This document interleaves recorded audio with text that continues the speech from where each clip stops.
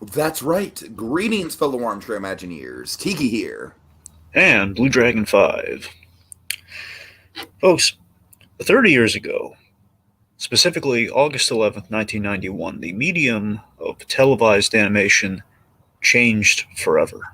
The standard cartoon became the almighty Nicktoon, a term that has now become synonymous with nostalgia and game-changing creator-driven content that went on to inspire and entertain generations, in a very literal sense.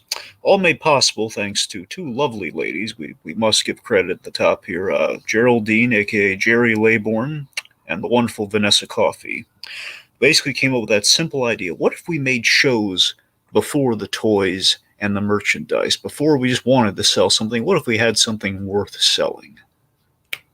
Enter the Nicktoon in its orange and green glory. That's what we're here to do. Yeah, that's right, Dragon. Nickelodeon, it's very much been a company that's been kind of up and down recently, and I do want to address, up front, we're not here to talk about the Voldemort of the company, the he who shall not be named. He was mostly in the live action side of things anyways. So just want to address that up front. But Dragon, yeah, honest to God, like with Nicktoons, it really is just it's the cornerstone. It really is just the big bang when it comes to creator driven animation. Before this, all we had was the assembly line of Hanna-Barbera, the the wasteland that is Deke. It's like the quality levels for children's animation and just creator driven animated programming in general was just rock bottom. And Dragon, I also want to acknowledge, of course, this is a very full circle thing for you and me because I believe it is literally the first thing we ever recorded together was the Cartoon Fridays retrospective. That is correct, sir. Yes.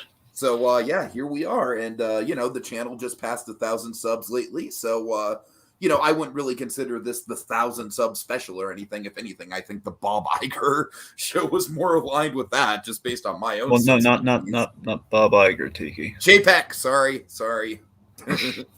But yeah, I do think this is a nice kind of full circle celebration for us. So Dragon, I can say I vividly remember when Nicktoons came on the scene, man. I can remember clear as day. Here's the thing, Dragon. Clear as it almost feels like it could be yesterday, where it's like I'm waiting for Rugrats to come on, and Clarissa Explains It All comes on right before Rugrats, and I'm like, okay, like this Clarissa show's funny, all right, I kind of like the guy that goes through the window on the ladder, but where are the Rugrats, man? I remember that half hour. Dragon, still to this day, I remember that half hour just feeling like torture and the huge anticipation for Rugrats. Like, Rugrats was the first sort of big deal event programming. I don't think I've ever even really expressed how much I just loved Rugrats as a kid. And honestly, I think one of the big reasons behind that is because of how dark and creepy and messed up the show's first season was. I really think some of that imagery really stuck with me. But I digress, Dragon. I definitely saw the Nicktoons evolve through the years. We got that early lineup, then we got kind of like the Hey Arnolds of the world, the As Told by Gingers, kind of like the classic Cuspo Renaissance with stuff like that, and Wild Thornberries, Rocket Power. And then we got into the 2000s, and I don't know a lot of shows from the 2000s era. But I did watch Avatar recently, and my God, was that a game changer. Well, also, As Told by Ginger was in the 2000s, too, so there you go. That's true. So suffice to say, Dragon, this company is, I don't really care about what they're doing recently. We'll get into it. We're basically... It's worth noting for the anniversary factor of it all, 3 decades. Yeah, we're gonna talk about the revivals.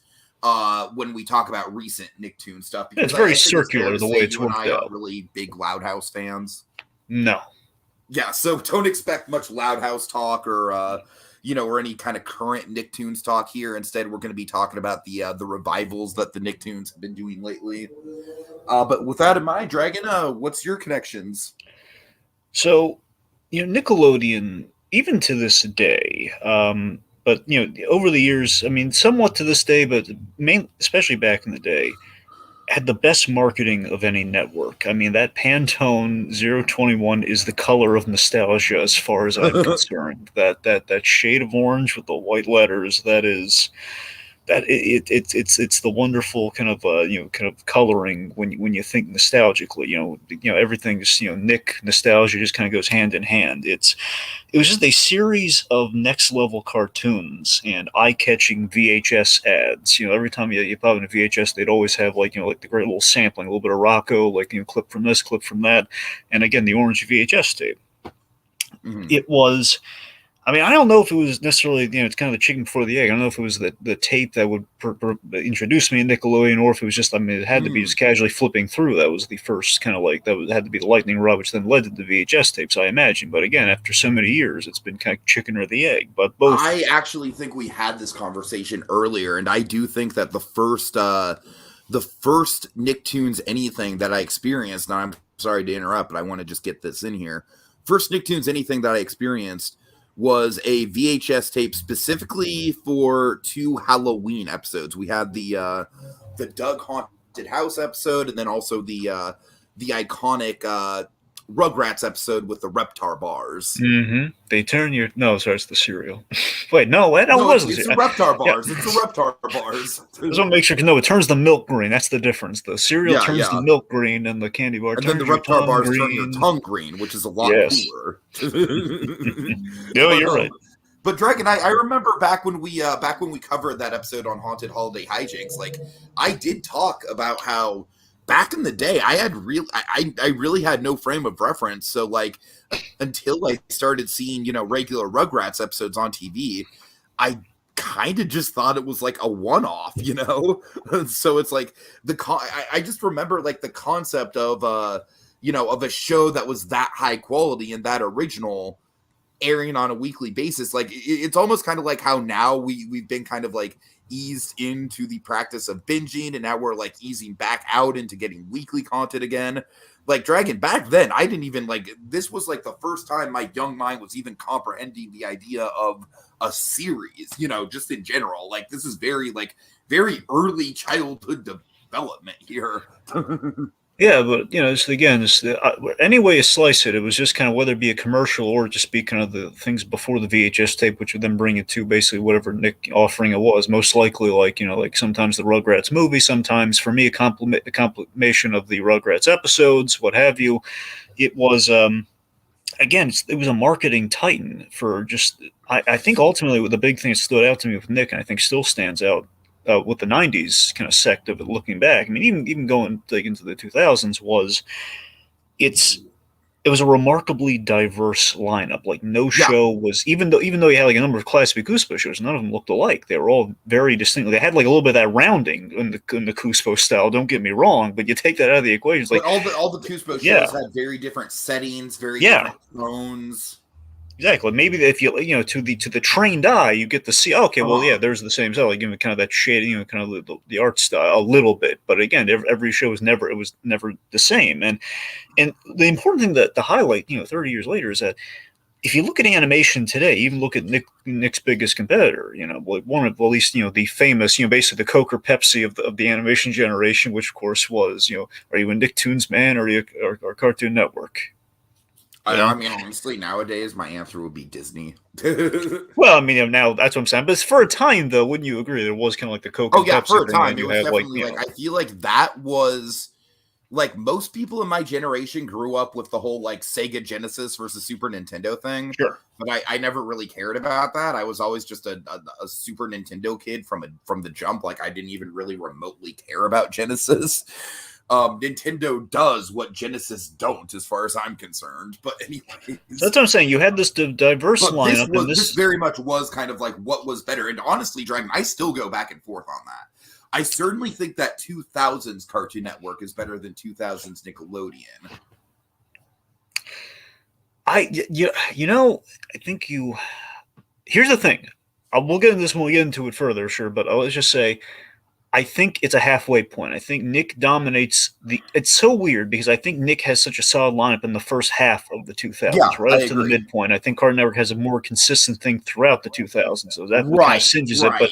still, if you look at the I strength, if you also measure feel them like up, Cartoon Network had better branding in the 2000s, whereas Nicktoons, like Nicktoons kind of went in, like Nicktoons branding has gotten more and more generic as it's gone on, but my it was God, at its most creative in the 90s, and then yeah, the when they branding kind of started, tapered when off. they started, the bumpers themselves were like literal art. Exactly. And then it's And then kind I of tapered remember off. it kind of morphed into like the CGI slime man who did a lot. You remember that, like Yeah. the orange slime logos. That was still fun, but it wasn't Yeah. as distinct. So my point is, you had this, we had like this diverse lineup of shows that were so different, so just like all over the place, and it was kind of like a great sampling. And then before like what we have now, or at least at a really point in kind of that, let's just say the 2010s.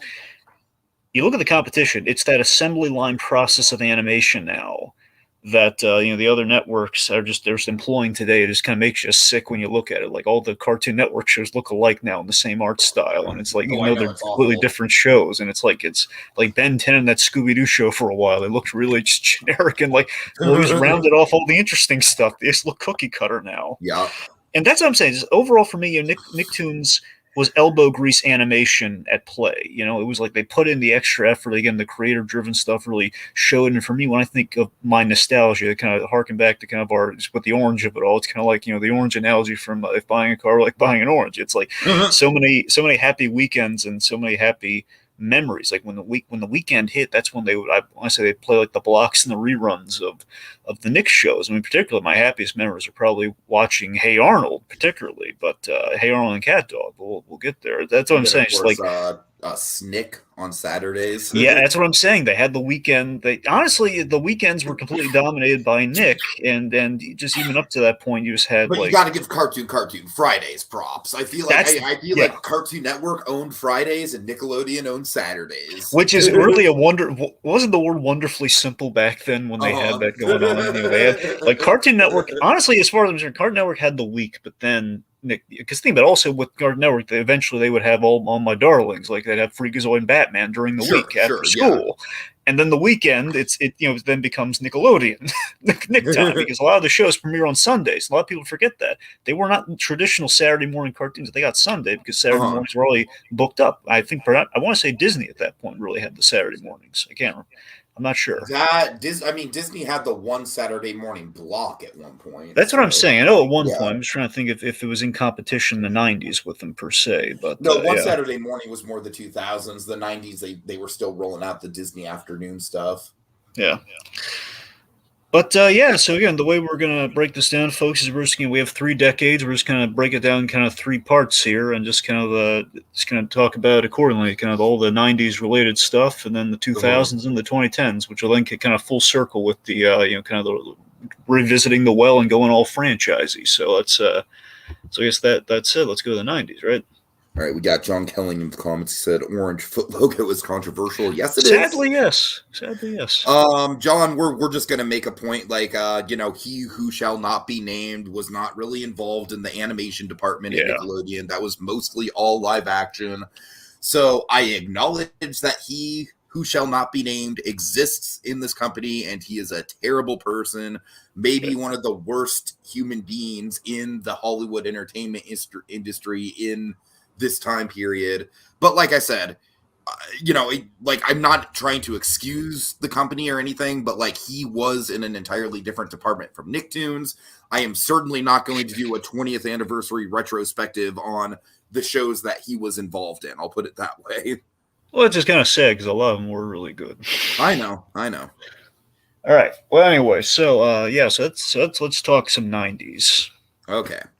So Dragon, that original block. You got the Rugrats for the creativity. You got the Ren and Stimpy for the comedy. You got the Doug End of statement. Come on, it's a little.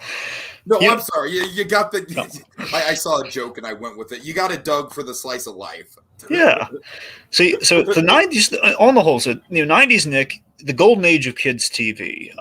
It's like the show here. I think the reason that it really maintained itself, and the reason '90s Nick is so predominant, so still celebrated, is the fact that these were the shows that you choose to watch. Because again, as a kid, it's like you're going to watch anything that's on, and that was kind of the way they kind of looked at. Well, they'll watch anything, so let's just like try to sell them something, and basically we'll market a show around it. And the '90s, '90s Nick case, it was like, hey, these are shows they're going to want to watch. We're going to give them a smorgasbord to pick from. Yeah. They're either going to relate to or they're going to be drawn to. And so that initial lineup was just, I think it's like absolutely genius. It's one of the best launch lineups of all time when it comes to like a TV studio. Yep. Again, 91, just again, very, very strong rollout. I mean, and again, three very different demographics. That's what really impresses me, because you had your kids, your teens, and the more adult crowd, the hip crowd, if you will. Uh-huh. Yeah. All right, so Monkey throws out the comment, Doug wasn't on the same footing because when they built that show's studio, they forgot to put in the floor. Oh God. Monkey, that haunted house, man. You know how much nostalgia I have for that haunted house, bro. Anyways. So real quick, let's hit them a little bit here. So let's talk Rugrats for a second. You already spoke a little bit about just obviously just kind of early the fondness. Rugrats still holds up so well. It does. It's weird though. Here's the thing. So I can't tell you. Now it's a little more tricky because of the Paramount Plus and everything, and now it's like basically because of that, the cable networks, they kind of like took away kind of the Splat and the Teen Nick as like the available option, which depresses me so good. I would love to rewatch them, but when I did that, I would rewatch the Rugrats constantly when they air them on the Splat. And season one, you're right, does hold up and it is great. And the interesting thing is that the writing did have a great evolution between seasons 1 and going onward, even just in the figuring out of seeing what sticks with season 1. Because season 1 predominantly was a lot of baby's day out stories with Tommy. Yeah, we'd have like the silent, like one of my favorites, for example, of those stories was Tommy and Stu. They go to impress Mr. Mucklehoney, or Mr. Muckle. Sorry. And no, it's Muckle Honey. So it's based off an old comedy gag. It's why he's called Mr. Muckle. Anyway, so Muckle Honey. Like Tommy, it's like we take the baby to his first restaurant. He screws it. He's basically put like Tabasco sauce in the soup and everything, that sort of stuff. He's exploring these, throwing the garnish, like a little fish garnish into like a milkshake or something. It's hilarious. So, you have a lot of those stories like, hey, Tommy's going to the campus with Dee Dee, who's teaching, of course. Dee Dee famously. That one, yeah, and they have like the Fonzie type character who befriended Tommy. I did like that one, though. I really, that's what I'm saying. You had like those stories, going with Grandpa. He's going with Grandpa to the supermarket. And one where Tommy gets actually kidnapped. You have all sorts. Yeah. Crazy. So I have a few highlights, but the biggest one for me is the toy store. Yes, that's a very fun. Tommy and Chucky get locked in the toy store, and the toy store is such a creative episode, just because like that toy store is just insane. It's like FAO Schwartz on steroids. Yes, absolutely. I mean, I thought as a kid I marveled at Al's Toy Barn, but this was like, okay, how can Al's Toy Barn has nothing on this. Yeah, well, I mean, it's still really cool though. But sure, yeah, I mean, yeah. Does Al's Toy Barn have a time machine? It feels like it does. Every time I go in, it feels like I'm going back in time. So yeah.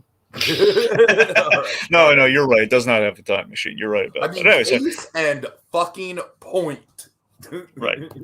Anywho, that's what I'm saying though. You look at the model though. You go from like a baby's day out to like essentially, the baby POV and the misunderstanding model, which is like, hey, okay, so the babies have misunderstood. Honestly, I feel like got a little repetitive pretty quickly.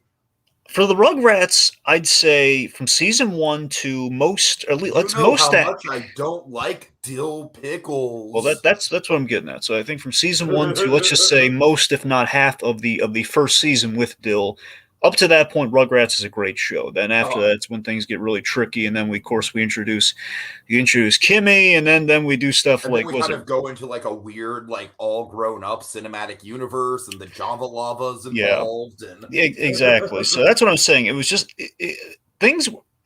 Basically, things were decent up until like that point. Was Dill was kind of a deal Now breaker I at want to emphasize times. with Kimmy, it's like I don't really like the Kimmy era of the show, but Rugrats and Parrots slaps. That's what I'm saying. It was well, sure. Anyway, sorry, It sled is kind of a silly term, but slaps. sure, whatever that means. Yeah. I'm adopting it. It's one of the few terms that the kids are using these days that I actually like. But, well, I hope you saved the receipt. But anyway, so. all right. But you're right, though. I mean, again, like it was sort of this recurring trend in all the Nicktoons that we loved, in that they kind of hit like a movie, and then they probably should have hung it up after the movie. Like Rugrats in Paris would have been an That is a excellent recurring finale. trend, to be sure. Yes. Yet it did not happen, and yeah, that's kind of tragic. Well, I mean, with Rugrats, I mean, I could with the parents, of course, a lot of them stood. Of course, Lou Pickles, love him to pieces. I liked the fact that Stu was an inventor. I hated Dee Dee. I still hate Dee Dee. Terrible hypocritical mother. It's just it's utterly. She has all those Dr. Lipschitz, books, and yet she learns. None of it helps her. Nothing. Yeah. That's what I'm saying. Like those Dill seasons, they started to wane. You kind of see it waning half the time. But again, honestly, when they changed the intro, that really fucking threw me off. Yeah, that was that. I want to say that was after Paris, though. I mean, I get that you have to because Dill's involved now, but still.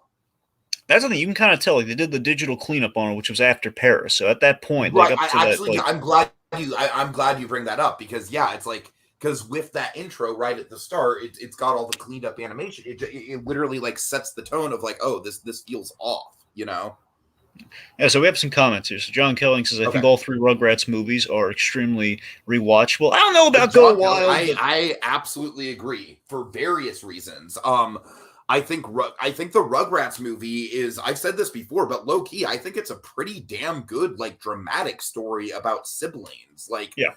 As a sibling rivalry story goes, like there are some dramatic high points in that film. Not to mention the Spike scene at the end. I mean, like I truly feel like the Rugrats movie is like it's a little bit more harrowing than people give it credit for. I'm a sucker for Rugrats in Paris. Yeah, Rugrats in Paris is simply the Nickelodeon magnum opus as far as I'm concerned. I mean, it's everything that a Nickelodeon movie should be. It's bigger. It opens up the world. It has a really memorable villain. It has a game-changing finale with Chucky, saying his first word. I mean, it's got a lot more heart and character development than the show has. I mean, Rugrats in Paris is like, that's absolutely like.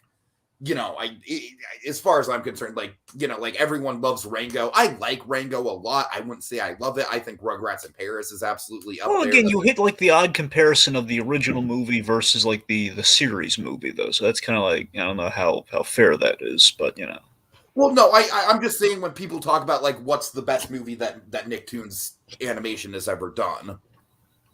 But, sure. So I mean, something to highlight too. What? Sorry, I was going to say something to highlight as well, but let's point to John Kelling's thing here. How many times do these babies almost die? John Kelling, that is exactly my point. Episode. That's what I'm saying. It makes me really harsh on Dee Dee. Like, Dee Dee, you read you're the one like championing these parenting books, and yet you can't just keep an eye on your freaking kids. You can't just like buy a better playpen. What gives, man? Right. But it's. And then Rugrats in Paris is just fun. Oh, I'm sorry. I mean, it is fun, but Rugrats Go Wild is just fun. Yeah, I mean, I really here's not a perfect movie by any stretch, but it's sheer unadulterated crossover fun. The scratch and sniff gimmick was not great in theaters. I mean, I've never even experienced it, and it doesn't really like having that there doesn't really affect the movie for me. So.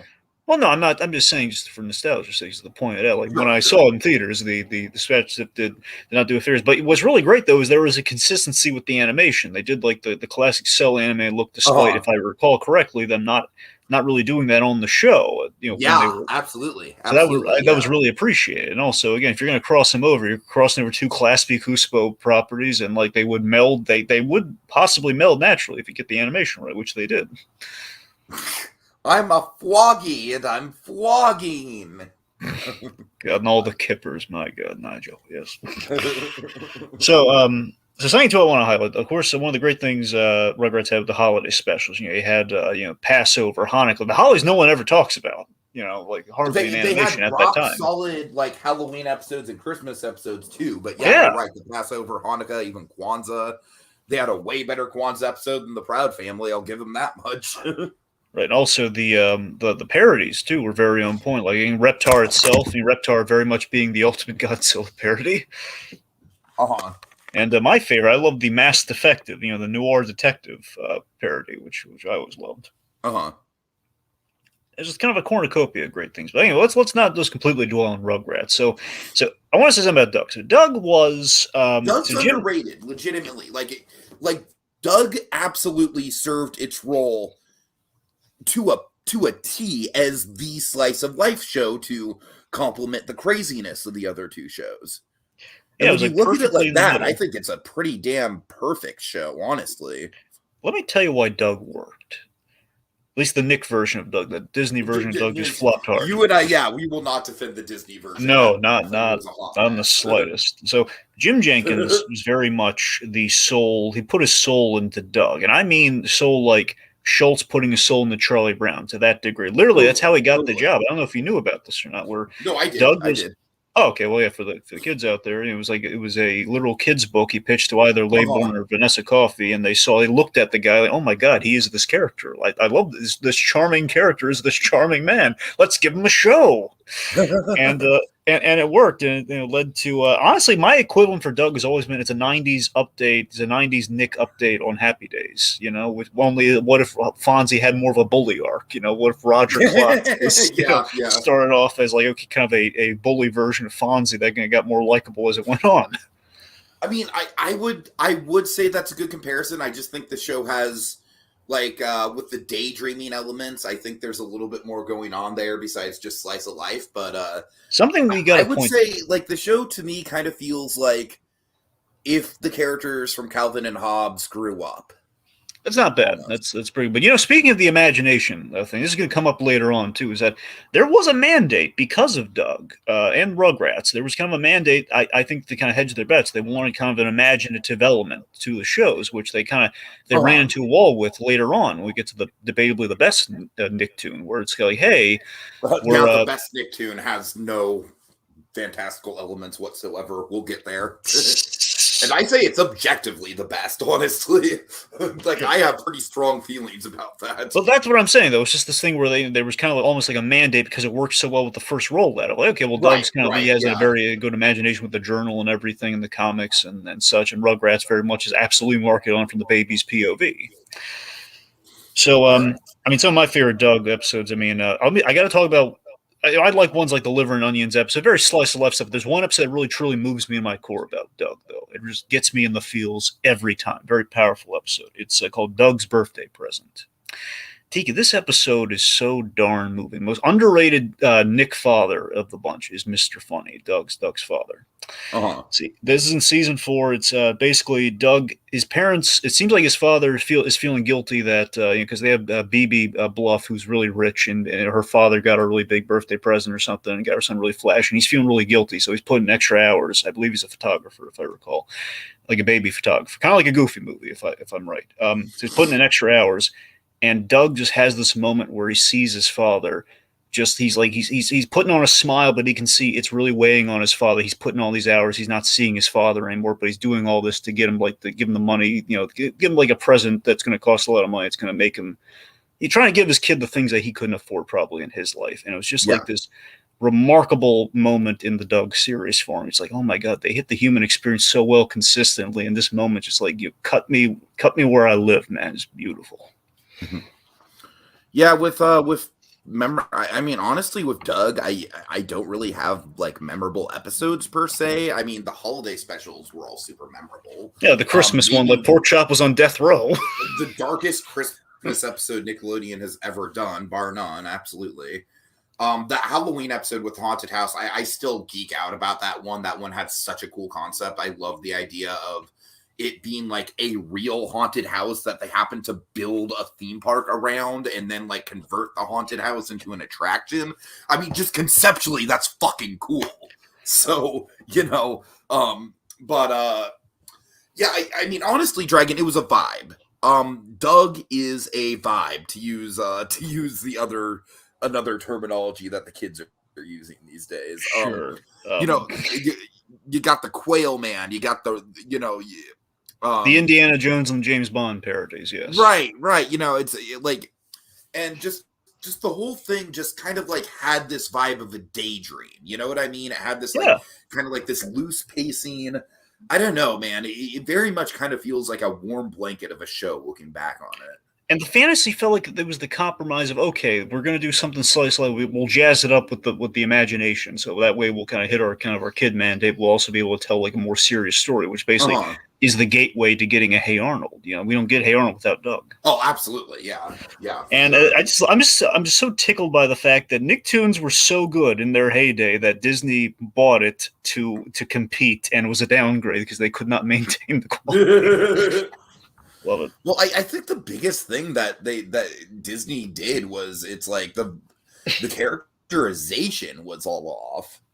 Yeah, but you know what's funny though? I mean, when I was a kid, I got to see the live Doug stage show. I believe at Animal. I don't know if it was at Animal Kingdom or what, but I was able to see. No, it was probably in Hollywood Studios.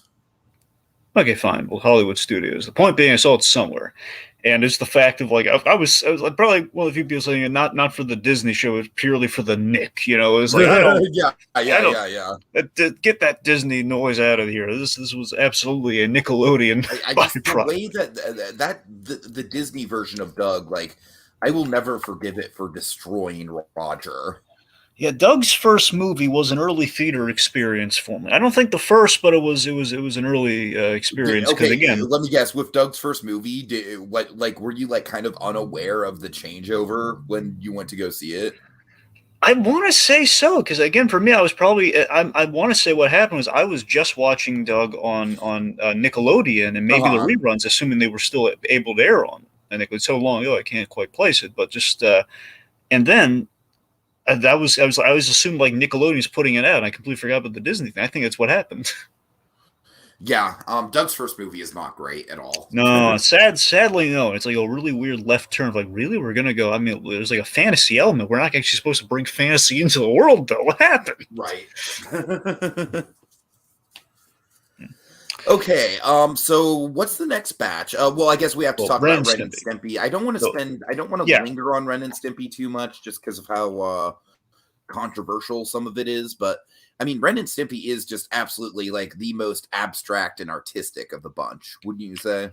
I would agree. It was basically the fascinating kind of gross out send up to the old school kind of Looney Tunes and cartoons of the day, like your Bob Clampetts and the old school cartoons. That's pretty much what Ren and Stimpy was. It was kind of Nick's really ambitious kind of borderline adult kind of version of what those would be, and of course at times very adult.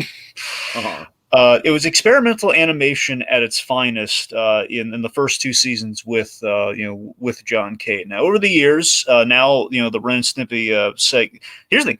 When I look back on those two seasons, the segments at the time, like Log, Everyone Wants a Log, and Powdered Toast Man, they kind of went over my head. But when we go back to it, was like, oh my god, I'm in love with this. This marketing, this hilarious product placement gone rogue in the case of Powdered Toast Man. And of course, now you and I, we very much, I guess, to use the term the kids are saying, vibed over Happy Joy the documentary. It's a testament to the Dragon. I would say the Happy Joy documentary slaps. Fine, whatever. I don't think it's a vibe. I think it's slaps. Well, I'm saying we both in unison really enjoyed it. I assume that would be consistent with vibe. So, all right. Anyways, what I'm saying is, if that documentary has a vibe, it's not a very pleasant vibe, but it's a compelling vibe. Fine. The point being, Happy Joy, the Ren and Stimpy story, I think, is the Amadeus of animation documentaries, as I've said before. It just basically knowing that and seeing that documentary and just kind of looking back at Ren and Stimpy, it's kind of a testament to both the highs and lows of perfectionism and ego of animation, which again, kind of mired in controversy, no question. It's just the fact that Nick made, they made a mark for the adult crowd, and the gross outs, and the broad comedy for kids. It kind of had a little bit for everyone, so it kind of skirted by, and it took a lot of pain to get it there, but it was it's so interesting looking back on it. I mean, before Cat Dog nailed, I think, the Abbott and Costello kind of dynamic. I mean, Ren and Stimpy was very much I think deep down, the reason I loved Ren and Stimpy and watched it back then was that it was the old school comedy rules. They took the old vaudevillian kind of Abbott and Costello routines. Where, okay, so you have these two guys. They're rubber nipple salesmen this week. They're going door to door, and this week they're doing this. They're dressing. They're trying to become firemen, and the firehouse dogs, and then this and that. So it was kind of like taking the old kind of comedy rules and the old animation. But then, of course, the most famous part of Ren and Stimpy was when they would insert the pathos into it, and that's when you would get art. They made you care about a fart on Christmas, and made it as compelling as all. That's what I'm saying. They made gross out humor and artistry. That was the thing. It's so hideously beautiful, and then you have something just demented, like Stimpy's invention, which truly, I think, is a masterpiece in that of perfectionism in animation, where you got it just the way you wanted. John Gay got that one exactly how he did. I mean, it was great. Again, it's not nice how he got there, but I mean, he did. And the results speak for themselves. That's animation history right there. How dark can you push it? Like as a kid, I did not like Ren and Stimpy. Ren and Stimpy was like kind of like the odd one out of the Nickelodeon lineup. But I remember when the show got released on DVD, and this was like right around the time I was kind of like in my Adult Swim phase, right? Where I thought that adult animation was like the fucking coolest, edgiest thing ever. Ren and Stimpy was definitely a go-to DVD set for me, for sure. Like, I definitely grew to admire Ren and Stimpy in my like edgelord teenage years. Right. Especially that first set, the whole season 1 and 2 kind of. Yeah, that's exactly what I'm talking about. Yeah. See, once it went to games, it did soften. All right. Really quick, we have some comments. Sure. Also, just hi there, Honeybee. I'm sorry I didn't shout you out, but I see you. Hi there. Also, Elizabeth May. Yeah, I'm pretty sure that's Honeybee. Oh, really? I'm pretty sure. Honeybee. They switched their name out. Okay, so John Kelly says Nick has the best cartoon dogs. Spike, Ren, Spunky, Dog. Remind me who Dog is. Oh, Dog from Cat Dog. Obviously. My bad. Blue, Abner, he counts. Yes, he absolutely counts. Gurr, he also counts. Yes, I agree. I'll count Gurr. Yeah, I got a buddy who loved Gurr in high school. Let's see. I wish Angry Beavers, Rugrats, Real Monsters. Wild Thornberries have proper finales. Well, to be fair, the Wild Thornberries movie is pretty much a proper Wild Thornberries finale. To be honest, Ren is just too unlikable to genuinely believe the devil ripped his soul. Yeah. All right. All right. So then we got into like the next batch was like kind of like the Rocko's Modern Life, All Real Monsters, those kind of shows, right? Yeah, and Hey Arnold, yeah. All right, I'm gonna be blunt. I've never cared for All Real Monsters, and I still don't really like it. Yeah. Let me put it this way: it was not my go-to show, but again, when it came on, I would give it a couple episodes. Let me put it this way: I've pretty much seen all the NickToons in life through reruns, like when they would come on. So I've circled through these shows many times. Our Real Monsters is not one of those shows. I do not like the character designs for All Real Monsters. I think All Real Monsters is probably like the worst example of the Klasky Kushbo aesthetic. Would you agree? I think it's tremendous, and they have acknowledged this to a point where it is watered down in that they had a vision for the show. I'm not saying this vision wouldn't necessarily trumped what they eventually did, but essentially, Our Real Monsters ends up being sort of a prototype for Monsters University, but like just a generic. It's like a vague version of Monsters in school. We put Monsters in the school setting, which was a Nick mandate. Originally, it was not a school setting there. Right. And I feel like if it wasn't that school setting, then it would have been a really cool predecessor to just Monsters Inc. just in general. And it's like the real building is cool in that show. I just don't like the characters. The characters to me kind of killed the show. I mean, I liked, I don't know, I liked the kind of like the temperaments of the characters. I like, like there were three very, it's a trio of three very different personalities that were kind of like strung together. I just didn't really think any of them were very interesting, though. The thing that always baffled me is that they're supposed to be like kids, yet they're very much adult voices. That's the thing that always weirded me out. Especially Kronk and Oblina. Like, that's what I'm saying. Like, I don't necessarily like. I think his characters like, are fine. I think is fine as a main character as far as like being childlike goes, but like the other two are very adult-like. Right. I don't even know if I'm getting these names wrong. It's been so long. I think it's Icarus. Yes, I want to say Icarus, but I know it's not right. No, it's not Icarus. I think it's like a Digimon Icarus. Yeah. And then was it like I know because I said Kronk. I don't think it's Kronk. Like the guy, the eyeball guy. No, I know exactly what you're talking about. Tiki. It's fine. It's just Again, I realize I am sketchy on Real Monsters because it's been so long since I've watched like a couple episodes. I never watched it all the way. I never watched the full set of episodes. But of course, I think Tim Curry as the teacher was great, though. Yeah. An unpopular opinion on my end is, unfortunately, that I don't really think Rocco holds up all that well. I disagree with that one. I don't know. I've tried going back to it, and it's like it's fine, but it doesn't like leap off the screen the same way early Rugrats or early Ren and Stimpy does. Well, let me talk for posterity's sake for the 30th anniversary. Let's talk about Rocco. So the famous thing that Rocco did in the history of Nickelodeon was this was the show that built a crew and made the big transition from Ren and Stimpy to a SpongeBob. This is like the grand midpoint of that, where you got Joe Murray, very mellow guy as a showrunner, versus the last guy with with Ren and Stimpy. Who attracts top tier talent that became animation legends. I mean, both in directing, writing, and voice acting, and this the whole Steven Hillenburg, Doug Lawrence, Dan Povenmire, Tom Kenny, Charlie Adley. These are legends in the business, and I think Rocco was kind of this great fusion of Doug meets Ren and Stimpy. Where it was slice of life. I mean, conceptually, I just don't think there's a lot there that makes it stand out on its own. I disagree. I think the characters were really. I thought they had a really likable protagonist who just kind of put in these everyday situations, and the world was out to get him. I thought there was a very relatable aspect to Dragon. I honestly Rocco. think a thing about it is that, like, as a grown ass man who spends an unhealthy amount of time watching animation meant for children, I kind of gotta be picky. You know what I mean? Does that make sense? No, it's fair, but I just think it's kind of interesting that, you look at Rocco back then. I mean, Rocco was pretty much, Rocco was an adult character, and that, he was just an average Joe. Yeah. He wasn't a kid in school or anything. He just kind of went about his day. That is the fun thing about Rocco's Modern Life, is that it very much was a parody of, like, of the adult life in the 90s.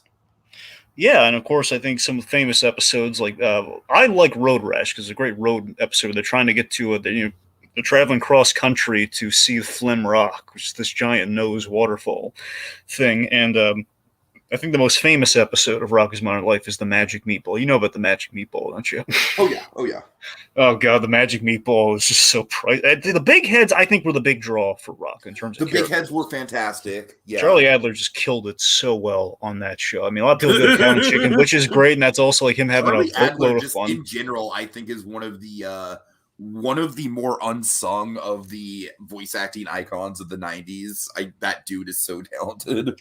Yeah, I mean, again, that's between the big heads and the characters like Heifer, and of course, like the Filbert. He becomes a lounge singer for an episode. He goes the full Filbert. I think is maybe the most relatable character in the show nowadays. I mean that's why for maybe rather obvious reasons. Sure, but also again, like Doug Lawrence, wash your hand. Turn the page. Wash your hand. I'm nauseous. That's what I'm saying. He's just.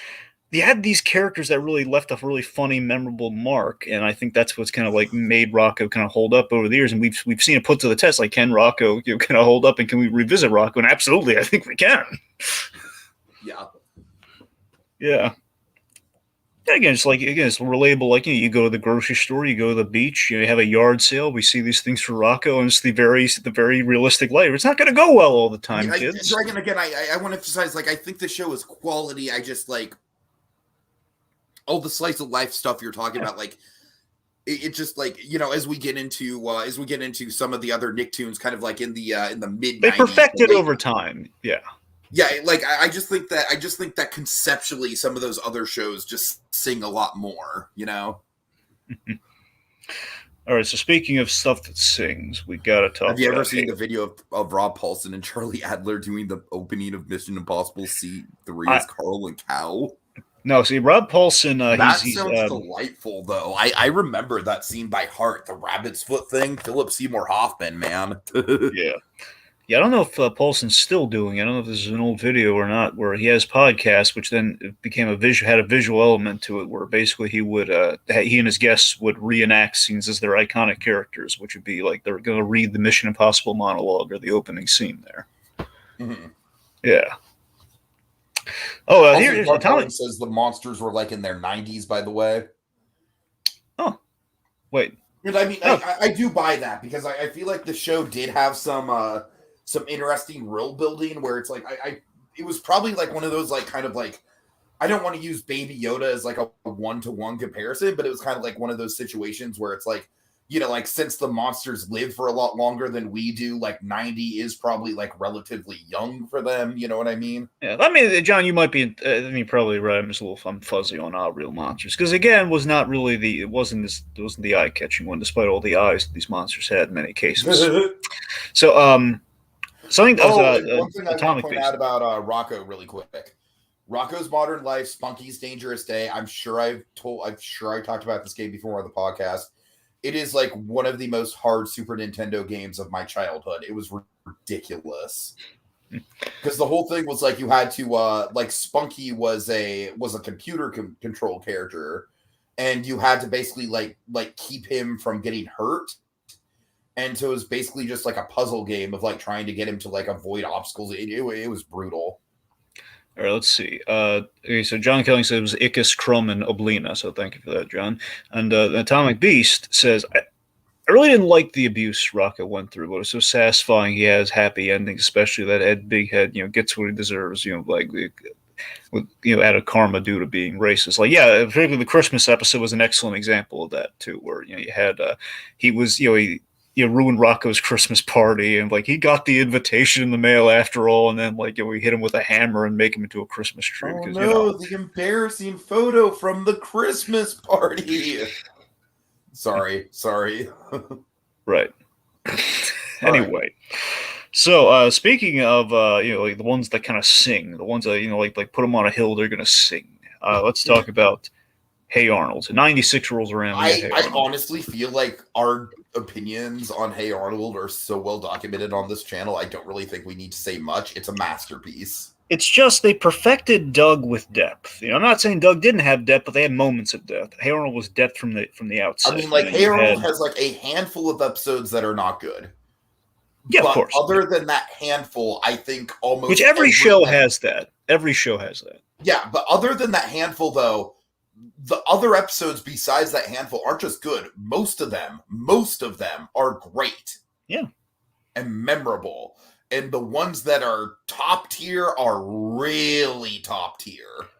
I mean, even something as one of my examples for Hey Arnold has always been even something just as standard and casual as the eating contest. I love the eating contest episode so much because it's a simple goal and a simple or anything like that. Yeah, it's like something like that. There's a simplicity in that. Okay, it's a very attainable. It's a very attainable goal. Like the world record thing with the pizza. Yeah, like it's something like okay, yeah, we're rooting for Arnold because he has an actual chance at it, which again is it's a character you can root for, and not even just Arnold, because again, you have your characters like your Heralds and your Stinkies that you are rooting for. You like these characters. The supporting cast on that show is absolutely sublime, and every single one of them sings in their own way. Every single last one of them. There's not a bad character in that group. Even like the one-offs, like your Stoop Kids and your Pigeon Mans. Well, Pigeon Man is iconic. Absolutely iconic. Yeah. And so yeah, what's crazy? It's just that Bartlett, he just absolutely lucked into this with like the penny cartoons he just carried around with him. He just had these like like a claymation, the comic strip of Arnold at the ready. He's getting brought to a meeting. It's like, well, what do you got? This, and he showed off. Like, oh my god! And this is what I was speaking with Doug earlier. In that originally, if you remember the early episodes of Hey Arnold, particularly, I want to say the first three at least, they had the fantasy element where we start off with kind of a trippy, kind of heady image of Arnold daydreaming, and then that was a big selling point. Again, I'm pretty sure it was a selling point with Nick between Rugrats and Doug, and then we kind of faded out because it'd be a little impractical. You realize, is Arnold okay? Should we take him to a doctor? Is he's just kind of daydreaming a lot during the day? Is he narcoleptic? What's the deal? Right, exactly. Yeah. It was just Tiki put in Thanos-like terms. It was a perfectly balanced Nicktoon. It had comedy, it had relatability, it had pathos, and it had morals. It was Tiki. It's the realest show you're ever gonna watch with a football-headed kid. That's what it was. World building as well. Like I love how that neighborhood gets more and more lived in as the show goes on. Of course, and some of the we don't even need to say it. I mean, if he was probably telegraph it, but I mean, Arnold's Christmas. I mean, this legendary episode, of course, is the most possibly the most. Everyone still gets teary eyed every time I put that on, like around the holidays, and it's and also we ended really strong, but it took a long time to get closure with the journal, with the Journal to the Jungle Movie with Arnold's parents and Parents' Day, if you will, so that whole through line of like. Nickelodeon knew how to play the heavy keys too with Hey Arnold. They knew their demographic. They knew like there's going to be a vulnerability with kids, and this show is going to be able to kind of walk them through the harsh lessons of life in a really respectful manner. And I just find it so moving, Tiki, that Arnold helped kids in major ways, and at the end of the day, with the Jungle Movie, those kids grown up helped him back. All the petitions, all the support, there's everyone in the animators, I'm sure, who kind of the young kids who grew up to be animators who probably worked on the Jungle Movie again. So the kids came back to help Arnold. The neighborhood helped him out like the opening of that movie. It was nice. Yeah, well said. All right, so let's see. That brings us to oh boy, here we go. One of my mistakes. We got to talk Kablam. Oh man, yeah. Kablam is it's a really interesting one for sure. Maybe one of the most unique of all the Nicktoons. Like, I just love the format of it, having it all takes place inside a comic book. Yeah. I mean, Action League Now is, of course, the most iconic thing. So I did a little research in the Kablam, and I found something interesting out. So Action League Now was basically that they sold that was the show originally. It was just Action League Now, which they eventually did as well. That's why you have the Action League Now spinoff, because again they approved that first, but. I mean, first and foremost, Kablam for me is the most now spinoff like that. That must not have lasted too long because I barely remember it being on the air. No, it didn't. If I'm right, they probably just literally took all the Kablam segments and put them into a show. I'm pretty sure that's really what they did. That makes sense. If I'm a betting man, I think that's what happened there. Anyway, but so for me, Kablam on its face, most nostalgic Nick show for me. Easily, I mean, for me, because it was you had a little bit of everything for me. It was a Nicktoon. You had it's like three loves I had. You had Nicktoons, you had comics, you had a variety show format. You had those three mixed together. It was kind of a perfect show for me. And just to show you how this, for me, at the time, back in the day, this was the white whale of the Nicktoons for me, as in like. A lot of the Nicktoons were replayed and they had blocks and everything, and they would come on regularly. Kablam was not that lucky for me. Kablam was, if you missed it, you missed it. You had the tape and you had you pray that it would come on again. Right. And I compiled all the episodes on tape, and eventually you buy a bootleg of it. It's the whole thing. I mean, Kablam was I adored this show. It was. Amazingly, it was made by two guys who had never worked in animation before. This was their first, cutting their teeth on it. They had the genius idea of like, hey, let's do a showcase. Let's have all these different animation studios and these creative forces and these different mediums come together, submit a show, and we'll put it together. We'll compile it, which could be really difficult deadline-wise. I mean, do you have any favorites you want to shout out? You can remember? Prometheus and Bob. Yep, there's a great one. That one, besides Action League Now, was easily the one I remember the most. Other than that, honestly, it gets kind of hazy. I don't know if I ever told you this before. I think I might have told it to you once. So Action League Now, because again, just the ultimate superhero parody with the action figures and everything. Again, two loves as well, like action figures and the and the superhero, the parody of the Justice League, essentially, or parodies in general. Your super team. Because I love that show so much, I would have died to have toys of them. And apparently, they only released toys of them once with the Burger King, the Burger King toys, which I do not have, and I did not have as a kid, sadly. What I did is just a desperate because I love the show so much. I drew them on paper. Oh my god. Because again, I was like, as a kid, like, oh man, I want these figures, but I don't have. But you could draw anything, so you basically made your own paper cutouts. I'm just like, it was so sad, but it was, My favorite was always Meltman. Yeah, I mean, I don't know. I really like Stinky Diver though. Meltman, Stinky Diver, and I loved them all. I mean, the flesh also. They were all fun. They were all fun. I just Meltman. I crack up at the very concept of Meltman just because his power set is just unbelievably useless. I just think it's hilarious that the flesh was like a naked He-Man. They got away with that. Right. So, let me tell you my favorite short. So again, Kablam was like a perfect showcase. So even sometimes without the regular shows, like again, like Schniz and Fondue or Life with Loopy, which were great shows and I loved them. Sometimes they tested the animation. They just put like one and done pilots. Inside Out Boy part of Kablam? Well, there was the offbeats. The Inside Out Boy, I'm not sure. I don't know, Tiki. That one. I think might have just been a bumper. Well, that's what I'm saying. Sometimes they would get one-offs, and that's what I'm talking about. So you might be right. They had like Dr. Worm, for example, the Dr. Worm music video from They Might Be Giants, which is great.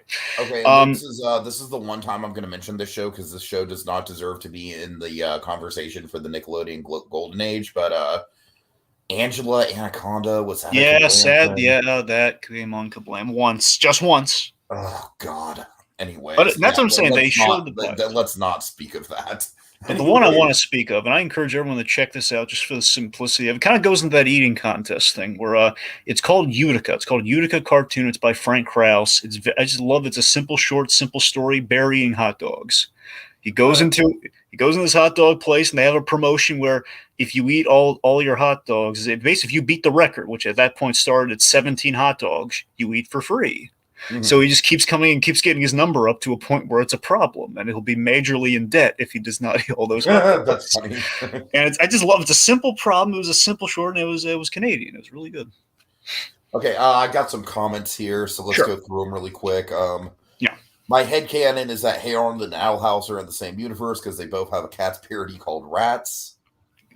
Yeah, Hey Arnold's Rats thing was hilarious. Of course, it was also a lovely bonding moment between Big Bob Pataki and Helga's. The whole. Do you remember that? Remember they bonded over the. Is that whole thing where Bob actually made an effort? Darn it, he made an effort, but he read the wrong side of the magazine. He was close. Yeah. But I was like such a Maurice LaMarche was so good in that show, but especially as Big Bob, where he gave him like a dramatic moment here and there, and I loved it. Like, why is she so angry? It was such a great moment. John Kelling says Prometheus' Bob was his favorite. Claude Kariga, no question. NickToons, absolutely no question. Yes, and John Kelly makes the very astute correction. It was Conan the Barbarian figure. Sure, I forgot what figure it was. I assumed it was like a He-Man thing, but He-Man is inspired by Conan the Barbarian, so same difference. No, but you're right. Prometheus and Bob did have the occasional terrifying close-up. I remember that. Yeah, that's the whole camera aesthetic of that show is really funny. And the fact that, I mean, if I recall, like there's barely any dialogue. It was like all garbled dialogue. It was really, Oh God! Oh, I remember this. Angela Anaconda makes the Digimon movie longer, and I don't. Do you remember that, Dragon? I mean, Tiki, I try to avoid that show like the plague. I think there was a Digimon movie. Did you ever see the Digimon movie? I heard that they open with an Angela Anaconda show. Yes. I didn't see it, but I heard about it. Oh God! Unpleasant childhood memories are flooding back. Let's get off of Angela Anaconda. Okay. All right. Well, the point being, Kablam as a whole, again, I just loved like doing an animated variety show. I thought that was like such a genius idea. I think it was way better executed than What a Cartoon. Yes. Even though I will say What a Cartoon had more quality stuff come out of it.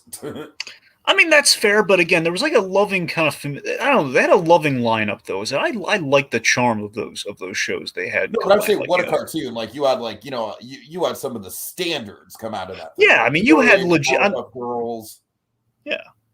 No, you're right. But that was a pilot showcase, though. This occasionally had a pilot showcase. These were just kind of shows that maybe or pick up steam, maybe they won't, but there's like doing kind of something to showcase. And they had like 4 studios working at once, which again, I don't want to underestimate. This was like outsourcing done early on, where again you kind of have it's like now what we do with overseas animation is pretty much what was going on there, like these different kind of by the bootstrap studios in many cases. Yeah. All right. All right, so yeah, let's okay, Angry Beavers. This was 97.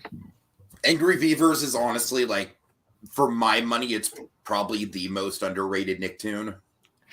It is. I think what makes those two personalities just blend so goddamn well together. It was. I always loved the design work of the dam, but you're right, Tiki. I love the design of the dam as well. You're right about that. It's very creative. The voice talent did make or break that show, though. I think with the dynamic between our brothers, which of course Richard Horvitz, and basically every time when I watched Invader Zim for the first time, it's like I know this voice. Where do I know him from? And of course it's from this. And when I was watching Sabrina the Teenage Witch, what do I know this from? Nick Bakay. Yep. Norb. And what's interesting? I found this out recently. The Beavers originally they were not brothers; they were just like friends. And the brothers thing was an ingenious move to if we make them brothers, they can they can't just like kick the other guy out or just like leave angry or anything. They would give them a reason to reconcile. We'd have like a built-in reason there.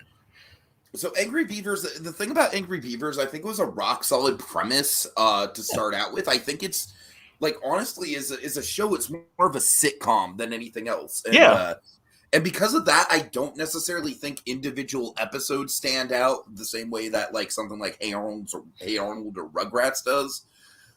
The one episode I will highlight though, super nostalgic one for me, was the episode where they attempt to stay up all night.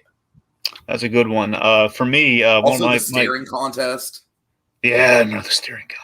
I had two built when I think Angry Beavers in 2 episodes that popped in mind. It was 2 types of episodes. The number of one of these, the muscular beaver episodes, where they had, Daggett would get diluted, where he would like become muscular beaver, and he had like this bad guy like a toe bot or something, like this little thing, like a thimble with like little arms. He got in the cereal box, he put on his toe, and become like a Doctor Doom become like a bad guy. And you had Norbert also, he would become like this they had like kind of a pache between Doctor Doom and Iron Man as his hero, which is hilarious. Just Nick Bakay doing this voice. But for me, I think the best episode Angry Beavers, for at least my most nostalgic episode more so, was I cannot think of the title, but it was when they were adopted by a family, and they basically were mistaken for dogs. Like, sweet puppies! And there's this overly loving, just kind of nightmare of a crazy family. And there's this bit that always kills me, where Daggett he steals the keys off the father, but Norbert doesn't know this. There's like he hugs him goodbye before the family exits the house. It's like, you hugged him, and just Daggett, without saying a word, he's like all bashfully shows, I have the keys. It's like, it's delightful. All right, so that transitions into Cat Dog, right? Yes. So again, this is one of the definitive Nicktoons for me. Honestly, was this Hey Arnold and Kablam was my ideal Nick lineup. Like those are my 3 shows of choice when it came to Nickelodeon. I don't think I have quite as strong of an attachment to Cat Dog as you do, but I do think it's a very, very creative show for sure. Like, I mean, I really think with Cat Dog, a lot of it was kind of like a more structured Ren and Stimpy. You know what I mean? Very similar characters, dynamics, gross out humor, surrealism.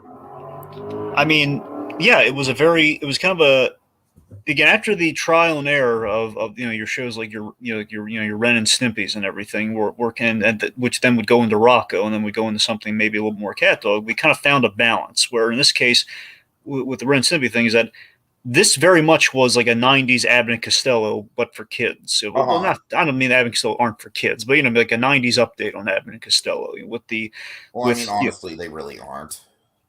I mean, still, they're really there. It was like for 50s kids, but Yeah, but I'm just saying, like, I feel like with Abbott and Costello, you kind of have to have like a film history background to appreciate them these days. Well, sure. Well, regardless, I think it's anyway. Point being, they nailed the comedy duo really well. It was a great, and so interestingly, this show is entirely sold on 2 things: just the one image of Cat Dog, what they looked like, and the theme song. The theme song sold the show. It's this crazy concept, but it worked wonders. I mean, what I loved in the Abbott Costello for me was always Rancid Rad. Rancid Rad was like the definitive proof of like Sidney Fields in the Abbott Costello Show is basically this actor they had who played their landlord, who also every time they're looking for a job, it's always Sidney Fields knows a guy, has like a cousin or a family member who is basically the same actor wearing a beard or a mustache. He's sort of like, he very much reminds me of Red Guy from Cow and Chicken. Yeah, or there's a little bit of Pete in there too. It's like Rancid Red, but sometimes he'd be friendly. That's the thing. Rancid Red, he'd play the president. He would always be like the adult kind of the adult antagonistic, or just kind of a authoritarian figure, if you will. Yeah, the authority. Yeah, exactly. Yeah. And here's the thing that always strikes me whenever I rewatch Cat Dog is that Cat Dog would not be able to be made today. You know why? Why? Because of the bullying and the potential hate crime component of it. There's a lot of hate crimes in Cat Dog if you think about it. Wait, what do you mean? I'm just saying the fact of they are very much targeted because they are different in the entirety of that show, because they are like a hybrid creation. They're always targeted and kind of hated by a lot of. I don't necessarily think that like it'd be like political though. Like I'm just saying, like, especially in the PC climate of today, where it's hard to get away with bullying. I don't know if we like. You have the greasers who was a whole and kind of raison d'etre is like, we got to beat up Cat Dog because we hate cats and they're a freak of nature. We got to beat them up. All right, that's fair. That's fair. I'm just saying, to me, that's the thing I don't think would fly. And I know it's like the shorthand I'd have is, there's so many hate crimes going on because they hate Cat Dog for some reason. They're always beating them up, and Cat Dog can never win in a sense because of that. But yeah, Again, I would rewatch the show like crazy. Again, Jim Cummings and Tom Kenny were a wonderful pairing for these two, and they would have their pathos-filled moments. Not often, but they would have it. And famously, Cat Dog, they had the TV movie that explained who the heck made Cat Dog, who were their parents, and it was a really kind of clever answer they had, I thought. Mm-hmm. Yeah. Okay. And then after that, we kind of get like the classic Cuspo Golden Age, right? Yeah. I mean, we don't need to address. Oh yeah, cartoons was kind of the shorts and the pilots were tested for viability anyway, so that kind of led to a lot of shows we're going. Just like, what a cartoon. Yeah, and that led to a lot of Nick shows we have later. So yeah, Wild Thornberries, take it, man. Wild Thornberries is just conceptually, I think it's awesome. Just the idea, like what I love about Wild Thornberries is it always felt like it was like a fantastical lifestyle that was somehow in reach. You know what I mean? Like, it's like not like very few people could live like this, but like, man, if you were born into the right family, wouldn't it be cool? You know what I mean? Yeah. I love Convoy. That Convoy always made an impression on me from like the second I saw it in the promos. It's such an iconic vehicle. You know me, I'm a sucker for a good vehicle, so I did very much enjoy it. I just love it. It was like the great symbol of the show. Oh yeah. I mean, honestly, I think that the whole gimmick with Eliza talking to animals, like a lot of the stuff in the show when it came to that was, I got to admit, a little preachy, but I just love conceptually just everything else about the show. Just the documentary filmmaker parents, the sister, Deb Thornberry is probably the most realistically written teenager that the show's ever done. You know what's really great with the Class B Cuspo thing? What? I'm sorry to mean to interrupt, but your Class B Cuspo point earlier, it's the fact that there was an evolution of, we're getting a little bit more straightforward, a little bit more kind of, we're building to an ass told by Ginger.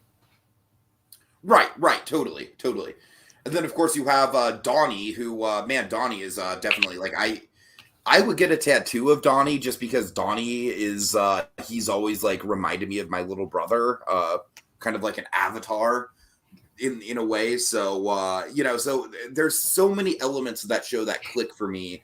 And honestly, the fantasy gimmick, like you said, with kind of building towards the as told by Ginger thing, the fantasy element was like, it wasn't bad, but it kind of led to the show being a little bit more formulaic than it could have been. Yeah, here's the thing with Wild Thornberries. You had like Eliza's like the eye catching every kid. There was in the dynamic with Darwin, which was great. What I think my favorite episode of Wild Thornberries is a really deep pull. I wonder if you're going to appreciate this. It was the one where they teamed up with Debbie to infiltrate the film festival because they had like this embarrassing like baby reel of footage of them. I remember And, that. Yeah, like that to me, that was always my favorite no, episode.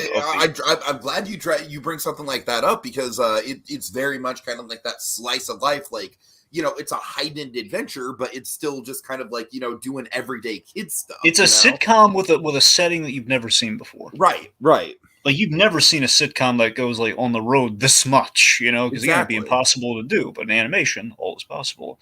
And again, the talking to animals gimmick I think got them a long way, and also led to a rather good movie as a finale.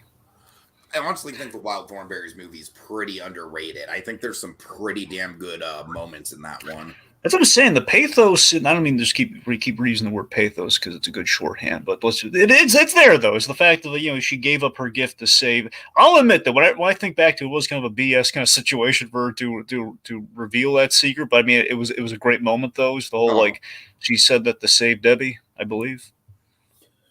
All right, so let's see. Building up, I remember the next two shows came out very close to each other. We have some comments we should read before we do that. Real quick. So John Kelly says, "I wish Tim Curry was my dad." I think we all do. Tim Curry was wonderful as Nigel Thornberry. Let's see. Claude says, "Question: How does Cat Dog use the bathroom?" Everyone asks that. I mean, it's the question of the film. But I think the better question Claude brings up is Centipede style. You know, for me, you know, it's always been because there was an episode that was not one of my favorite episodes. There's an episode that's trying to heist like a golden fire hydrant, and of course the gag. I never liked the end of the episode for obvious reasons, but basically it's under the armpit. Dragon, I gotta bring up the most disturbing moment in all of Cat Dog. All right. Oh, you mean the Inside Out moment, right? Yes. I know that. Yeah. Like, I mean, not only is that episode disturbing for the Inside Out, but it's also like you got the teeth pain thing, man. Holy fuck! Do you remember the reason why? I can tell you why. Do you remember? I do. Yeah. It's the whole shared pain thing. Where basically, okay, Dragon, I will say, rewatching that episode as an adult. It brings shivers down my spine in a way that like a torture porn movie like Saw never could. Honestly. You know, there is a moment. It's one moment in particular, just one. Also, it's the shout out to I love the episode "Sumo Enchanted Evening" from Cat Dog. It's just it's this hilarious, over the top episode. Again, take a standard thing and it's like they become sumo wrestlers for an episode. It's really funny. But no, here's the jarring moment. There was a moment. Not as trippy and Inside Out. Oh, like, I don't mean Inside Out tissues, folks. I mean literally, Cat is inside out for an episode. There was another episode where he actually he accidentally flushed. I'm sorry, not flushed. He accidentally ate Dog's goldfish that he got at a fair, so the dog has to eat them so he can find them. But but the moment I'm talking about though is much more subtle, much more scary. Like given how over the top they are with those bits, this is a real subtle, like scary, real world moment for Cat Dog. It really got me. It always stuck with me. Where Dog he enters a pecan pie eating contest to win Cat a giant big screen TV. And he wins because he's a dog. He's eating like crazy. It's what he does. Chase garbage trucks and eats like crazy. So apparently, I'm assuming this is a real world thing as well. You would know, mister. I got a problem with feast every time I turn. Dogs can't eat pecans, can they? Dogs can't eat a lot of things. I've never heard of pecans, but I mean, it wouldn't surprise me. Let's just say like dogs can't eat pecan pies, just for argument's sake. So on the way home, they make it a little bit more cartoony, mind you. He's not going to die, but essentially he has a very bad reaction as he grows a tree out of his head, but he doesn't know that at first. Where like his head is bubbling, and he's like Dog is like this happy-go-lucky character. Is like, Cat, I don't feel so good. And they play the Cat Dog music. It was like kind of like this kind of scatty kind of jazz. Like then it was like really kind of sad and dramatic. And like Cat's going, Dog, you okay? It was like the smash cut to the doctor. It's like, oh my God, Dog's not doing well. What the heck happened? Okay, so Dragon, at this point, I think we should transition, right? Yes. Well, I mean, we have SpongeBob and Rocket Power. Then we transition, but I mean, it's. I honestly think SpongeBob and Rocket Power are still kind of in the Nick grows up category, honestly. All right, fine. Let's transition. I guess it's The only reason I say that is because, like, I mean, Rocket Power maybe not, but that's what I'm saying. Rocket Powers. SpongeBob certainly was one of the Nicktoons that I absolutely like. They designed that show to appeal to adults. Like they had to have. I think it was kind of serendipitous in which they made a show for, they weren't think I don't think they were thinking in those terms, but it just ended up being unequivocally they were making it for the meme generation, but they had no idea. Right, but I mean, even outside of the memes, though, Dragon, like, I remember my dad loved that show before anyone knew what memes were. You know what I mean? It's like, I don't know. I just think that SpongeBob, just as far as Nick growing up is concerned, like SpongeBob held just like up until this point, up until SpongeBob, I feel like Nickelodeon comedy. Like we definitely have some great moments of Nickelodeon comedy, to be sure. But I feel like SpongeBob just kind of came around and revolutionized comedy.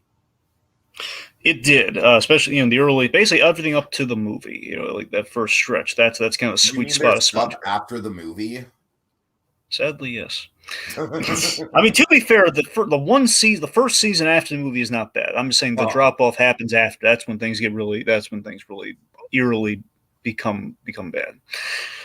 But yeah, I mean, SpongeBob was one of the absolute landmark shows for Nickelodeon. This is a big turning point for them because this is when they hit a success that was completely unprecedented. I mean, all the other stuff was like it was the audience was loving it, it was turning in numbers, but SpongeBob was like a mega hit.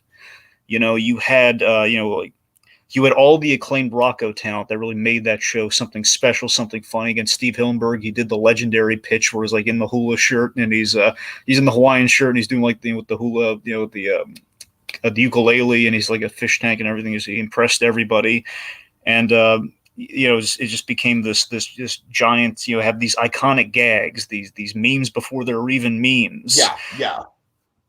Like there's so many. It got to the point where it's like practically every episode in that original run is just iconic in its own way, just filled stuffed to the brim with quotable moments. I mean, like I said, Dragon, like this show, it's not like I don't really think it was targeted to grown-ups, but man, I mean, I feel like it is way more grown up in just how sophisticated the humor is. Yeah, and that it was really, it's really smart humor that's kind of stood the test of time in that regard. But again, it's broad enough for the kids, but again, smart enough to last. And speaking of which, for me, SpongeBob was at its best during the Krusty Krab episodes. Those are always my favorites.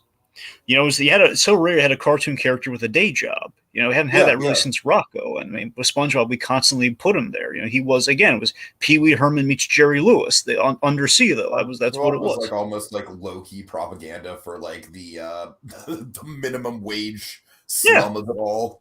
Yeah. Yeah, and sadly, SpongeBob also brings about, like SpongeBob was as successful. It was like SpongeBob kept the lights on Nickelodeon for a while. It really did. It was like they had two things that kept the lights on.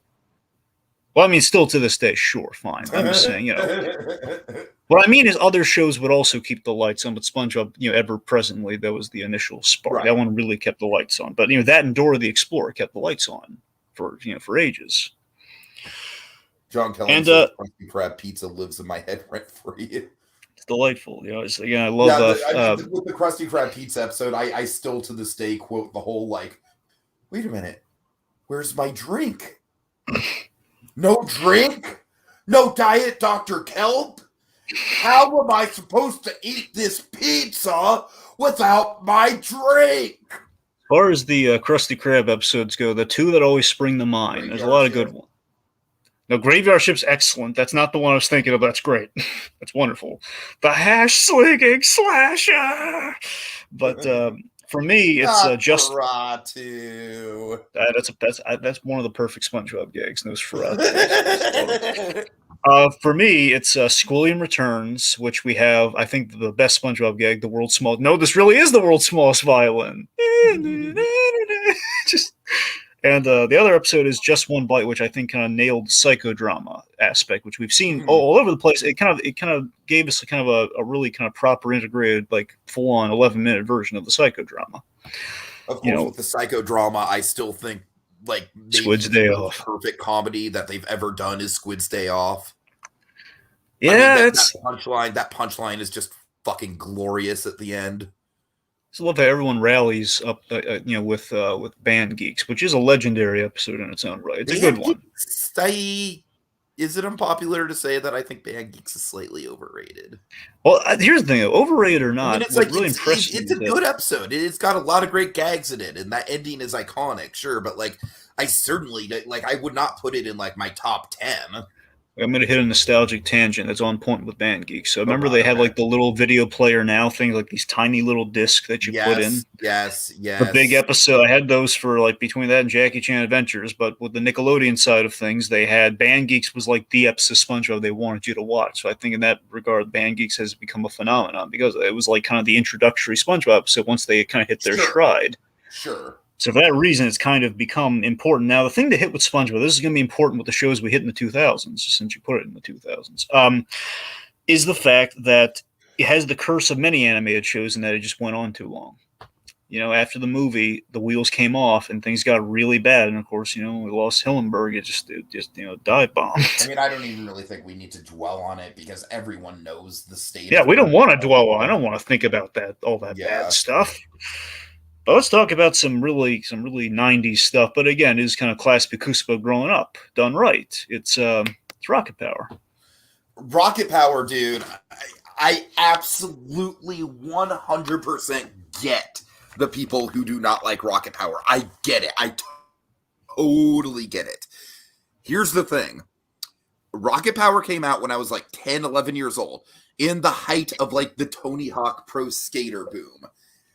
Like Rocket Power was like, it was tailor made for me. Not only that, but I also just dug the setting of it with Ocean Shores. Ocean Shores, you know, feels so much like Santa Cruz, and Santa Cruz was very much kind of like my home away from home vacation spot at that time. So Rocket Power to me, like, I really don't think it holds up all that well as far as like, oh my God, there's, you know, like that episode of Rocket Power, man. Jesus, like unbelievable storytelling. But I'm gonna say it again, Dragon. Rocket Power is a vibe. Well, you know, with all your lingo, this does feel. Rocket Power to me is probably the most '90s dated '90s show of the bunch with Nickelodeon. It's got to be. It's the most I definitive don't '90s show. necessarily. I would say Time Capsule as opposed to Dated. Well, I'm not saying in a negative way. I'm just saying, you know, it's like very kind of stuck. It's very much linked to it. But sure, Time Capsule, if that makes it sound nicer, sure, it's a Time Capsule piece. It's like the Nick Time Capsule. Did we dig that up? Is it still there? I'm pretty sure we dug it up. Huh. It's crazy. So, Monkey, do you know anything about the Nick Time Capsule? Anyways. But yeah, I mean, you like these kids. You know, the sports gimmick. You had all sorts of different sports you could attempt. Of course, me, I did not care about sports, but I cared about these kids. Like I love Sammy. You know, I think one of the strengths of the show is that, in spite of it being a show about extreme sports, none of the kids were really traditional jocks. If you think about it. Yeah, which again was really helped by the fact. Otto was kind of like the closest, but he was really more of an adrenaline junkie than a jock. And then of course you had Twister, and Twister, what I love about Twister is that he had the the camera, like he was the camera guy. Yeah. And then of course you had Reggie with her zine and kind of being the natural leader of the group. You had Squid, who was obviously kind of like the kind of like I love how nice they were to Squid. I mean, not necessarily nice, but I love how they I don't know. It's like I feel like the Squid arc is very realistic as far as like, they gave him a lot of shit in the beginning, but like you can tell they really care about him. My heart went out to that little Squid kid, man. I loved him. Also, of course, capsule that used to be at the Nick Hotel, Monkey. That's the one. Do you know if they open that? So, of course, the parents were. I mean, the Shore Shack was a great set piece, as well as just in general the whole Santa Monica, Venice Beach, sort of kind of like the ocean shores of it all. I mean, saying in general that allowed us not to go in the jockey direction because you don't have your baseballs, your footballs, the usual stuff. Exactly. We get to really spice it up with we get that. I appreciate that aspect of the sports too. Raymundo was an awesome dad. Tito is just an awesome character. Tito was always perfect, man. My God, yeah. Tito's birthday always got me. What a great conception of a character. Like, I what a think great idea for a character, you know? I forget if it was his birthday or it was just like kind of like a homesick party or not. But when they threw Tito that party and he was feeling homesick, that's what I'm saying. Tito and Reggie's relationship always touched me. Yeah, A for great sure. deal. And also for me, when I think Rocket Power, I think of one thing: the Tony Hawk episode, because basically we spun Tony Hawk like Willy Wonka. We made seeing Tony Hawk like Willy Wonka in the Chocolate Factory, and I loved such a great idea. It was like it felt like a big monolithic moment. Oh my god, Tony Hawk! We're making like a big event, like the whole glow in the dark, kind of skateboards and everything. It was awesome. Right. All right, let's see. So now that we are officially in the 2000s, going from one classic Cusco thing to As Told by Ginger. Most people are going to say that Avatar: The Last Airbender is the best Nicktoon that Nickelodeon's ever made. And they're probably not wrong. They are probably not wrong. Well, they're definitely not wrong, but sure. That being said, I think As Told by Ginger was an utter game changer. And I cannot sing enough praises to As Told by Ginger. I vividly remember back when that show was airing, I was embarrassed to be as into it as I was. But nowadays, I'm just like, fuck it. I don't give a shit. I don't give a shit if it was, like a female demographic. History is reflected fondly on As Told by Ginger. You're vindicated now. Yeah. Good writing is good writing is good writing. And As Told by Ginger had amazing writing. So, the bridge into As Told by Ginger, I just want to say, that we've now reached the teen Nick years. And I like to think that, Nickelodeon, after that first run in the 90s, they have the clout to be ambitious, and that's what the 2000s, at least half of the 2000s, is all about. We have the clout; we can get really ambitious with stuff. We don't have to just kind of throw gross out and kind of whammo blammo stuff at you, which is fun and was well done. I'm not disparaging it, but it was just like now we can really take some risk, and we before the second half when we start to kind of sell out creatively for business sake. So, because I remember by the time between SpongeBob and Dora the Explorer, that's when they start thinking kind of on a corporate level of like, let's sell these things, let's try to like make more money makers like these two, because we've never had this much success. This is unparalleled. Literally everyone, we become absorbed into the culture beyond just people with good taste. Like everyone knows us, from kids to just the everyman. SpongeBob's a household name. Mm-hmm. It's a household sponge, one could say. And As Told by Ginger is I'll say this. I will go this far, T, with the Avatar thing. More than Avatar, it is the most ambitious Nicktoon. Like in a million years, I never would have imagined them. I mean, it's like most people would just automatically assume that Avatar is more ambitious, but it's like As Told by Ginger was the bigger risk, right? Like, Avatar this was easy. leaning into some popular tropes at the time. Like Avatar starts as a Nick show, like going into the bold new frontier. Like Avatar starts as a Nick show. Like, okay, kind of have like this bald monk kid who's going around doing silly stuff. Look at him go. Ginger is, it's growing up and it's challenging the safe space for Nickelodeon. What boundaries can we push? It's this very relatable coming of age show starring a girl. It's not like the boy is the easy sell, but the girl not so. Honestly, this was like Nickelodeon's equivalent in many respects to a Kim Possible. But I'm sorry, let me rephrase that. Between this and My Life as a Teenage Robot, those are kind of your Kim Possible kind of responses. Now, I'm not saying they're necessarily the same thing, but I'm just saying in terms of like a female protagonist for your show that is a cartoon. And the difference is, As Told by Ginger has it a lot harder because we can't have her go on spy missions. She's just a girl, She's a teen.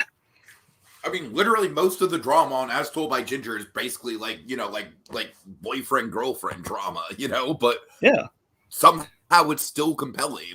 It's because they have good characters and good writing.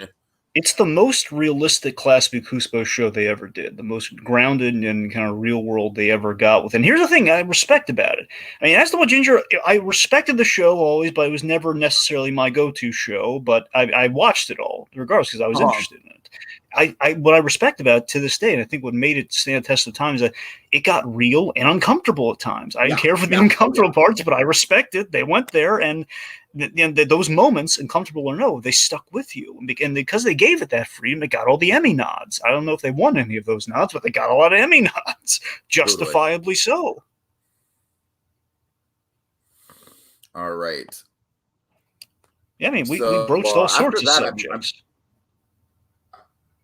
Sorry.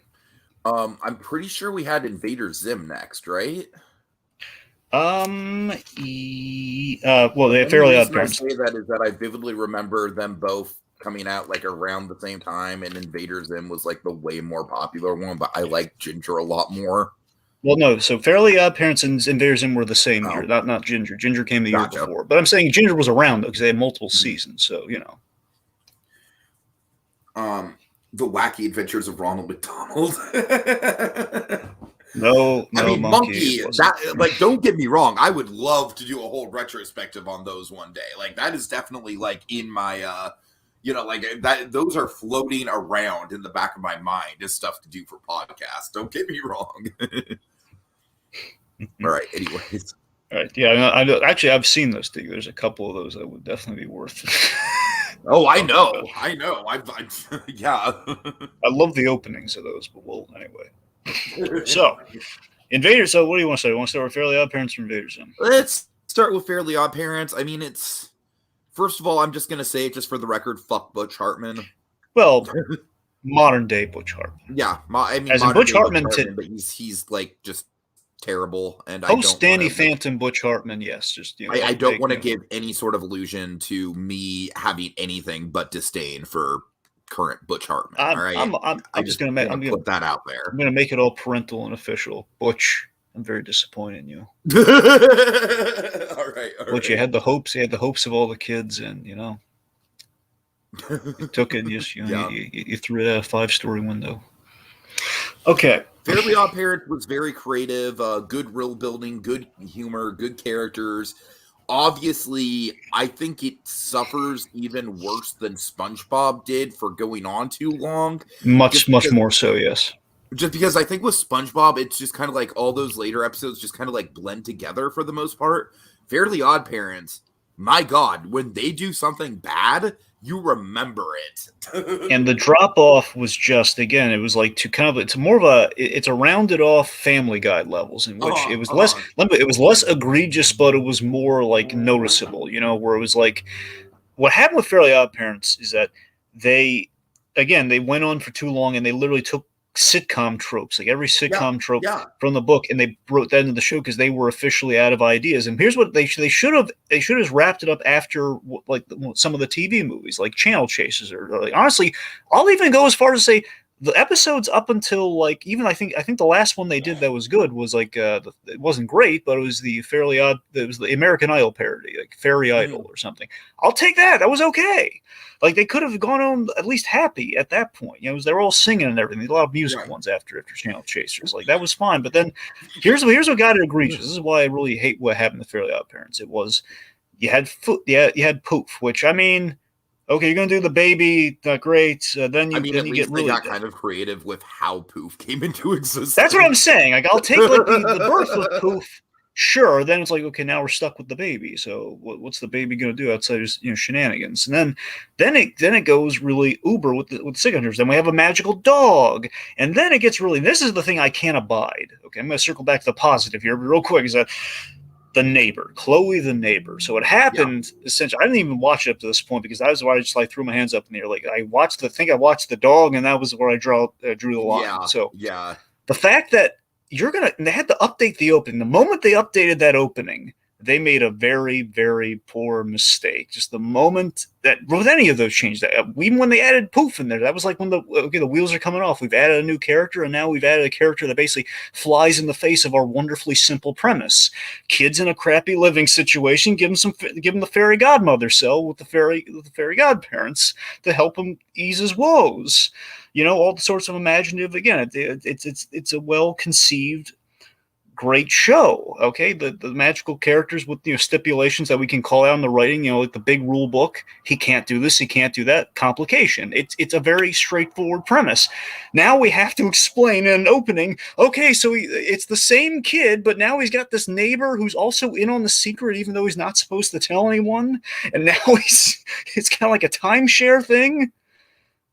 Like, how do you sell that? Like, what sense does that make? What? It's pretty ridiculous. Of course, one of the wonderful things about Fairly Odd Parents, Adam West as himself and Catman was a gift. Of course. It was a gift, man. It was just That's the thing. It was hilarious, and I will go as far as to say, in its golden age, much like SpongeBob itself, it wasn't equal to SpongeBob. But it also suffered that identical fate. But what's worse? Here's how it's worse than SpongeBob, even beyond the little neighbor thing. The animation went down tremendously. Did you see any of the later Fairly Odd Parents animation? Tiki? Oh God! Here's what happened. It happened. The same thing happened to PBS with Arthur, and it's like last season's. It's a money thing. I do know about the PBS Arthur stuff. I'm more familiar with that. Yeah, it's pretty much the same thing. Where like PBS, when these shows aren't getting funded, and I guess that's what happened with Fairly Odd Parents too, or something. Is that they went to Flash animation, and it looks terrible. It's like the cheapest. It looks like it's the cheapest thing. Like not only you give me a crappy story, but you're doing it in Flash animation. What's wrong with you? Right. Yeah. So anyways, that's yeah. So Fairly Odd Parents, you can start off as something really kind of pure and simple. They had great events like Channel Changes and App Catastrophe, and now it went downhill. It's tragic. All right, so Zim, right? Yes, Invader Zim, which I don't have much to say, but I don't have a ton to say about Invader Zim either. I think Invader Zim is very much a case of like it was the first time where I experienced a show getting like really overexposed and me kind of being sick of it based on that. Because Invader Zim is very much like the kind of cult show where it's like, like it wasn't really that popular on the actual network, but then like the subculture that kind of like popped up around it. I mean, don't get me wrong, guys. Like I would not be surprised if a lot of people like watching this were the Invader Zim kids back in the day. I had no hostility towards you guys at all. I just thought like, oh God, like I'm just seeing Gur everywhere, like it just, to me, when stuff like that happens, and currently it's kind of happening with Rick and Morty, it's like I'm trying to still be a Rick and Morty fan. Like I will admit season 5 has been, very hit or miss, but man, it's like the more like, I don't know. I feel like Rick and Morty is a kind of a different story because they're like actively like leaning into the commercialization. But with Invader Zim, it was just kind of like, okay, guys, like the show's great and it's definitely unique to Nickelodeon, but you don't literally have to like make a religion out of it. Like people religiously watch the show and like, quoted the show. And I don't know, it was definitely that. And then around the same time, the Nightmare Before Christmas fan base was also popping up. And, with Nightmare Before Christmas, like I kind of feel similar where it's like, like I appreciate it as a movie, but it's like, it's not something like there's people that practically like base their whole personalities around Nightmare Before Christmas. And I'm like, all right, guys, come on. I don't know. What do you think about that, Dragon? Because I mean, when I think Invader Zim, I mean, yeah, it's super creative, it's super dark, it's quality for sure, for me at least. But I think of the counterculture more than anything else with the show. Well, I mean, on Invader Zim itself, for the counterculture point, is that with Invader Zim, I respect it. I do. I watched it all, even though I wasn't really loving it because it was on. Nick had my loyalty. I was loyal to a brand at that point. It kept coming on after I watched other stuff. MCU.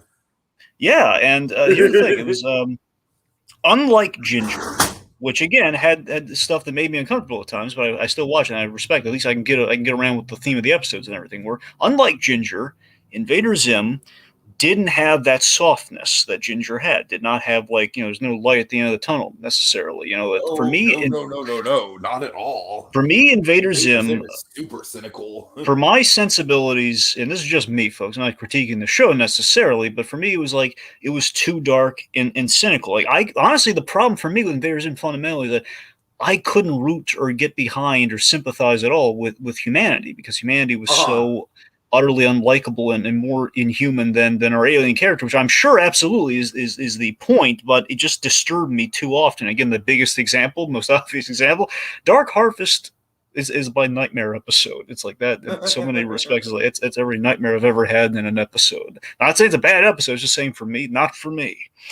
And like Vasquez's, Joan Vasquez's style and his design work it is something special. And I think that's mainly what's kind of grabbed everyone and kind of that, I guess the counterculture thing, if you want to call it that. It's that there is a style and there's aesthetic that plays to a sect of people, which I think properly, best case scenario is people who just truly love the work, and it's people who just love the aesthetic. And I think that's kind of what I think you run into a little bit more sometimes, Tiki. I'm not saying you don't have just people who just, I think it's people living by the wrong example of the movies and the properties, which anyway slice with Invader Zim, even if they're living to the example of Invader Zim, that kind of scares me. But, it's right. Nightmare Before Christmas, there's a nice Dragon, message most of there. those people just really loved Gurr.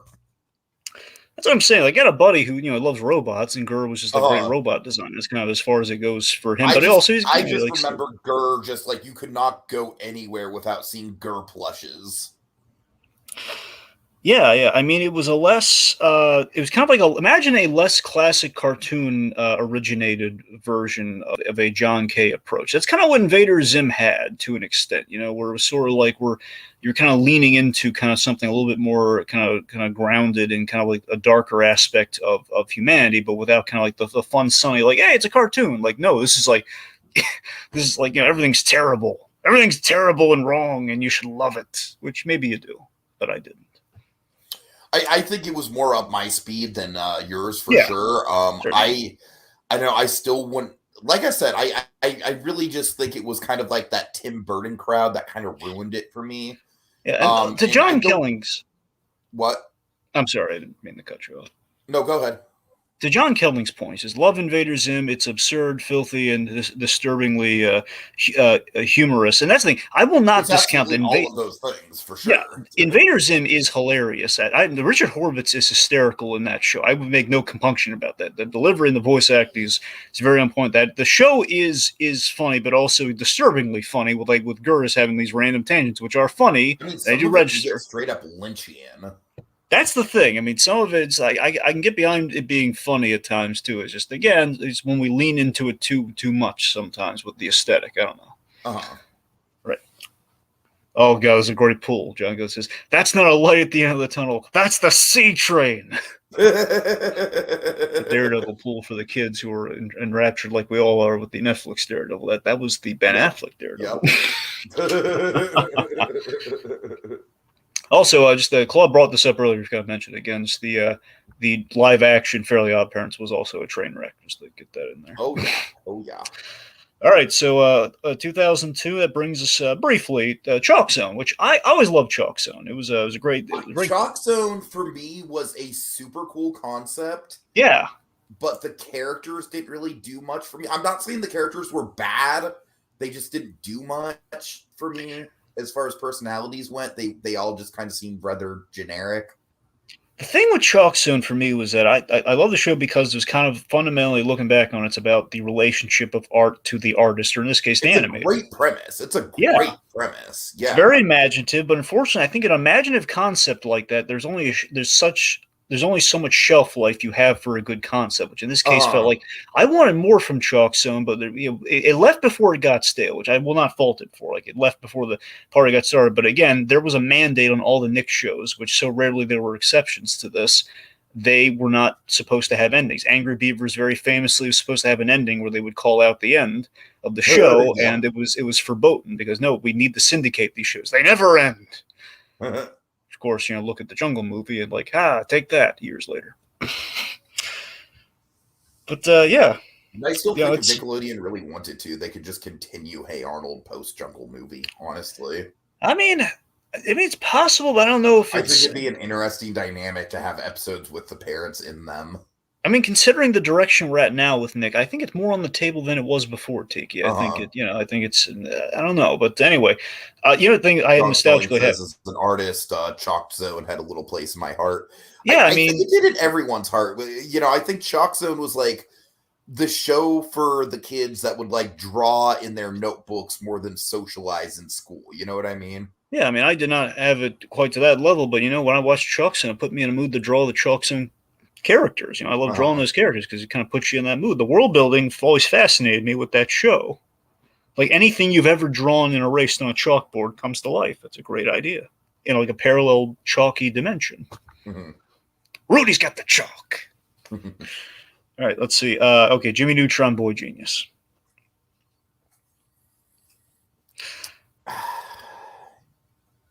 I'm not a fan. I'm sorry. I know it's unpopular to say. I'm sorry. Don't throw a pot. It's fine. No one's gonna lynch you. My thing with Jimmy Neutron, I still have this, is that I just think that Jimmy as a character is a little know-it-all asshole a lot of the times. Not all the time, but a I lot of the attribute time. that you've seen the bad episodes. Sadly, that's what I think happened. Which again surprised me at times, as you know. I don't necessarily like the characters in Jimmy Neutron as much as everyone else does. Like, Carl Weezer's fine, but I don't think he's like a top tier Rob Paulson character.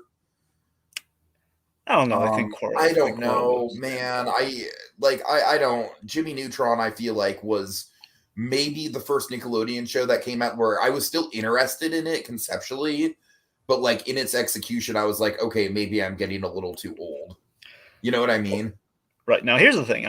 Objectively, I don't know if I really can be objective about Jimmy Neutron Boy Genius, in that I'm a gadget fiend. I love gadgets. I always have. And and also a Nick fan. So this was kind of a marriage made in heaven. It's like a winning combination to me. And also, I'm not surprised that you are way more into the show than I am. Yeah. And also a big flag we do have to plant. There's a big moment for Nickelodeon in the 2000s. The first proper CG show for them. This is a huge thing. Yeah. And again, for a little bit of bad, mind you, later on. But I'm just saying, for a time, it was quite groundbreaking. Oh my God, they've done a CG show, and this is kind of a thing that I'm sure kind of lit a flare to the industry. And also, Jimmy Neutron made a big stink because not stink at anyway, just made a big impact, and that it was nominated for an Oscar. Mind you, it was kind of coincidental, just given it was the first year of the Best Animated Feature Oscar, so it was. It was just sort of by coincidence. Win that Oscar. No, never. Of course not. That's what I'm saying. It's the fact that it lucked into it, and it was like literally animated at the Oscars because it was the first year for it. It kind of lucked out basically. But because of that, Jimmy Neutron really, it was a big win for Nickelodeon. Why the series had gotten so much attention and everything. So the series. Let me this way. I think the series was more clever than the film itself. It had a lot of great, clever real estate than the film had, which was allowed with it being show versus. John Kelly and Monkey are both pointing out. Like, I kind of agree with them that some of the side adult characters are like easily the funniest parts of the show for me. Miss Fowl and Hugh Neutron. Yeah, I agree with both of those. Like, they're easily the most amusing parts. Sam, the candy guy. Of course, Sam, the candy bar, bartender. Like, yeah. But I have a special part in my heart for the Neutrons because they do remind me of my own parents, and I always had that, especially with the movie too, where it's like Hugh Neutron. He's like a binary compound for what makes my father for sure. It's like there's a lot of Hugh Neutron there. But it was for me. It was just maybe it was for a bunch of kids. I don't know. It was sort of like there was a wish fulfillment. Kind of like a practical sci-fi component. Like imagine if Chalkson was like a practical sci-fi component in terms of the imaginative. Like, you can do this too. Like, if you could physicalize the imagination, something like that. I mean, that's what I had with it. Then I like the events, but the main thing I want to talk about, I don't know, this might actually. I love Jimmy Neutron Nicktoon Blast. That was my favorite ride in Universal since Back to the Future when it happened. I rode that thing like so many times when it happened. I have so many fond memories of that attraction. Like, that was like my first simulator ride after Back to the Future. It was the one. Mm-hmm. Yeah, and not all the episodes are winners, but that's had some nice highlights. Like the events and stuff. All right. Again, then things start the waver with like All Grown Up, which, I mean, you really want to talk about All Grown Up? I know, not really. I mean, I don't. The thing with All Grown Up is, like, I don't really like actively dislike it. I honestly think all the evolutions of the characters are pretty on point. I just think it's boring as hell. Like, All Grown Up is like All Grown Up wishes it was as told by Ginger. You know what I mean? Like, All Grown Up is like all of the slice of life stuff of as told by Ginger with none of the pathos. Right. It's very much Nick in the business. That being said, I do remember how big of a deal it was at the time, and I think people forget how big of a deal it was at the time. It was mind-blowing.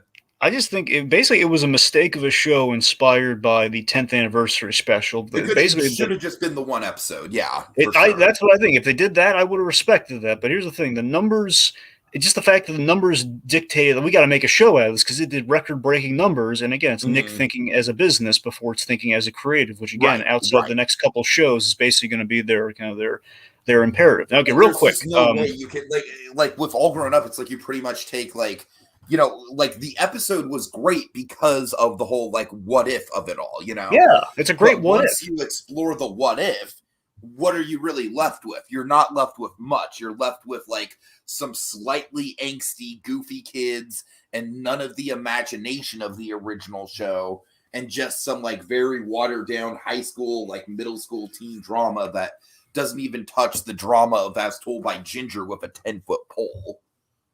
Yeah. So speaking of teenage stuff, we got to talk about My Life as a Teenager. Hold on, I do agree with John Kelling. Fat Spike is iconic. Right. Dragon, this is running long. I don't have anything to say about My Life as a Teenage Robot. I might have seen like maybe an episode here or there. I don't have them like as we're like going into this, like I certainly have stuff to say about Avatar when we get there, but other than Avatar, I don't think I've even like watched most of the other shows on this list, so you can kind of just give some pieces and kind of piece out with them. Right. Yeah, well, just briefly, this is Rob Renzetti's show. He's one of Gendy's guys. Gendy Tartakovsky's kind of that new Cal Arts generation. He got a Nick show. It was very much kind of it was like the old Flesher style meets Astro Boy in like a 50s kind of aesthetic, which was always really cool. It was a great concept for a superhero show. It's like a humble version of Kim Possible, which is not raised to those heights, but it was like, oh, this is a kind of a fun stab at that mundane teen problems, but it's like a robotic teen girl superhero. It's the irony she will never grow because she's a robot, but she's been made to be a teenager. It was nice, and Eartha Kitt played an excellent villain in Vexus. It was like one of the other like Eartha Kitt villain roles along with Yzma that she did towards the end. So that was good. Now the one I really got to talk about is Danny Phantom. Mm-hmm. Boy, oh boy. Of course, Danny Phantom. There's not a whole lot I can say that hasn't been said. Where it's it's Ghostbusters meets Spider-Man. This was undeniably Butch Hartman's. Back when he was good.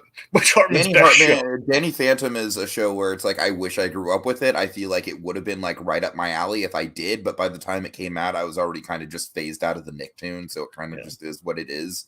Yeah. I've tried to go back to it, but like it just doesn't really compel me. But that's fair, but that probably is just because I didn't grow up with it. So it does get better as it goes along. I feel like I missed my chance to be a Danny Phantom fan.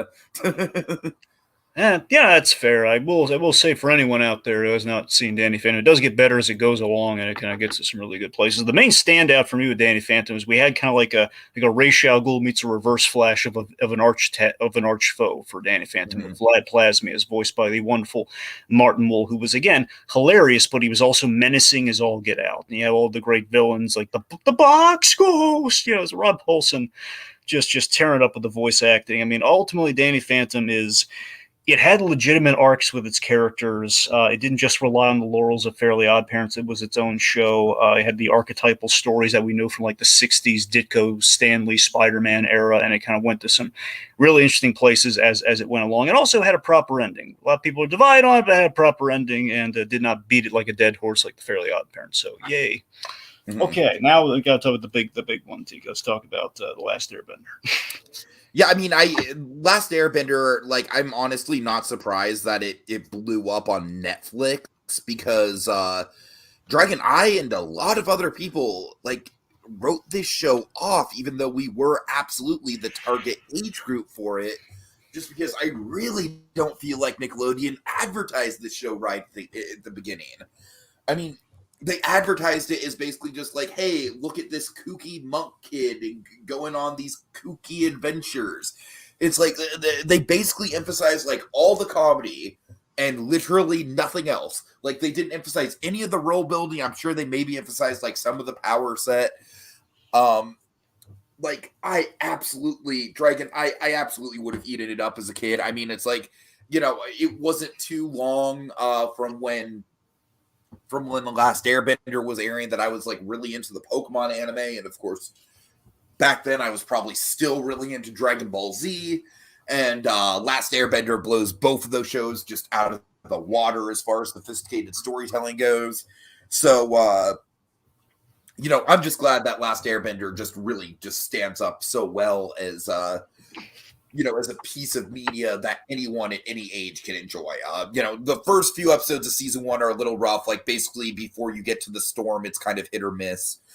But as far as I'm concerned, Dragon, after you get to the storm, like, it's just like, goddamn, buckle up, because there's hardly a filler episode in the bunch, I mean, yeah. I mean, even before that, you have the whole Monkey Yatsu thing. That was like the moment where, like, that would hopefully get you to stick around till the storm. Then when the storm happens, then you're off to the races, no question. I mean, that's like, Avatar is a very different Nicktoon. It's so popular. So popular it became its own franchise. Because it was just that well received. And again, I just love that he and DiMartino and Konietzko, they pitched just like 3 drawings, because Nickelodeon's looking for a show that was magic, adventure, and action. All they present 3 pictures that here's for magic, here's for adventure, here's for action. They were like they were slobbering over how good it was, and then DiMartino basically pitched 3 books to him. It's like, make that show. Nick was very supportive of Avatar. I mean, it's like Nicktoons have grown up and they've matured into something sophisticated, which Avatar is like the perfect example of. After a Danny Phantom and an As Told by Ginger, that paved the way for an Avatar to be made. They never have they ever greenlit essentially 3 books of like 3 seasons of a story. Like, here's a beginning, middle, and end. Nickelodeon would never have done that in the past. It was the last time Nick was a priority for me for a while. It's like, I gotta watch. I remember Tiki, when the 3rd season came out, I had to hunt for it because it was airing. They kind of aired it really funny. I had to get the DVD sets. It was like a whole tracking down book 3 until the finale was really like a whole event, because you were so addicted to the story at that point. I gotta know how it ends. Where are the episodes? So okay. Look, I'm just going to basically say this to transition us to the 2010s, and then that's what not a whole lot there either. So, you have your stuff like your Cat Scratch, the X's, which again are kind of like the peaks and valleys of the latter half of the 2000s. There were some dips in there. The last good show they had was El Tigre, which is great, and I recommend. Jorge Gutierrez. I'll leave folks to check that out. And then we're starting to kind of bridge into kind of the DreamWorks shows, like Penguins of Madagascar and I believe Kung Fu Panda at the time. It's kind of where we're going with it. And then we have like the biggest cash in ever, which brings us to the 2010s. Yeah. So before we get to the 2010s. Oh, sorry. My bad. Anyway, so the biggest cash in before we get to the good stuff of the 2010s was, of course, very infamously Planet Sheen. Just lazy. Nickelodeon just absolutely they crapped the bed. They went into just a downward spiral. I mean, like, not just Planet Sheen. I did not like the DreamWorks stuff at all, frankly. I mean, I'm sure Penguins of Madagascar had charming episodes, but like the Penguins themselves were good in that show, Tiki. That was the thing. Dragon, I just conceptually, just the fact that like you're outsourcing to me, Penguins of Madagascar, creative process. Like, it felt like a betrayal of the mission statement that Nickelodeon originally had. You know what I mean? Yes, original creator-driven shows. Yeah, we're just basically repurposing other people's ideas, which again, like, it's not great. Of course, then Disney thing to do, not a Nickelodeon thing. And then you have the rough transition with your Planet Sheen, which is basically the hugest cash in. It was unsuccessful and just embarrassing to everybody. But then you also had really, really terrible original shows like Fanboy and Chum Chum and The Breadwinners. Now, what happened with those, like your Fanboy and Chum Chums and like Robot Monsters and everything, that was basically they lampooned the Oh Yeah cartoons. It's called random cartoons. It was like an all CG version of it. It was lame. Like, none of those shows were good, like, at all. Nope. Yeah. Sadly, no. So, but then there's a light at the end of the tunnel with Korra, Legend of Korra. So this is where let me phrase it like this. So the future is franchises. That's kind of where we, franchise. That's kind of where we end up in the 2010s after we come out of the darkness. It's very much we're very much kind of looking into the things that have been successful, and we're looking back in the 90s, because to be fair, that's all we've been asking for. We keep talking and celebrating the 90s so much that kind of brings us to wanting more of it. But now we've kind of gotten too much of it. Now we have like a whole Paramount Plus's worth. We have it streaming everywhere. We have it in all sorts of odd places, and now like the things that have turned out well, like I think the best case of it has been Korra, though. Like, we're doing Batman Beyond for Avatar. It was a great follow-up. I mean, Korra is one of those situations where I do definitely think that there's a case to be made for certain seasons to be like just as good as Last Airbender seasons. For me specifically, book three is just absolutely thrilling. I absolutely agree. Seasons 1 and 3 were always my favorites with Season one is Korra. great. I just think it has a few too many pacing problems. I don't really like the love triangle, but the villain is wonderful. I mean, Korra is it's not a perfect show, but it's a super ambitious show. Yeah, here's the analogy I have where I mean Korra, I think Korra excelled with. I think it was an excellent idea to have like a shorter season. We experimented with okay, we're gonna do a shorter That was a season, and we fucking know. fantastic. That was honestly like the best thing that Korra did. Honestly, Yeah, it was the shorter as far as season and the storytelling villains. goes. Yeah, and the exactly that's what I'm saying. We kind of my analogy would be it's kind of like the Breaking not a perfect now, it's like the Breaking Bad to Better Call Saul effect, where we've gone through our really Right. our notable show, and we've learned things through trial and error, like again like our season 1 episodes and everything, and there's a learning curve there that is and we in handicap at times, we're okay, so now we can work on all cylinders from the start, and then of course the learning curve like going to season 2, and the curse of Korra unfortunately was that Nick was not as helpful as they were on the first season, that they kept changing the air dates, and they weren't really sure if they were going to get other books outside of the first season. Like Nick just toyed around with them. That's what compromised Korra at times. That's why season 2 was disjointed, and that's why that's why things turned out the way they did. Mm-hmm. Right. I mean, yeah, and we don't have anything to say in the Loud House, and just briefly with the franchise, I mean, I think the Loud House. I feel like it's a like I watched the first like maybe 5 episodes of the Loud House back when the Loud House was first getting a lot of traction. And I mean, I can say like it is a good throwback. Like it is really like it does feel like kind of like a classic sort of cartoon, right? Like, I do think the characters are pretty memorable.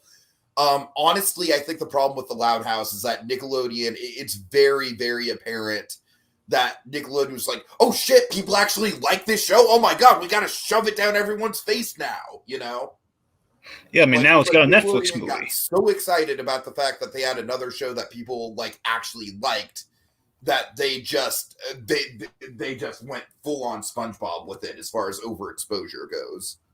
Definitely a little oversaturated. But you know what, though? One franchise, I mean, along with the Avatar franchise, which is their own technically, so I don't think it counts. Like the one repurposed franchise that has gone over really well with Nickelodeon, I think has been the Teenage Mutant Ninja Turtles.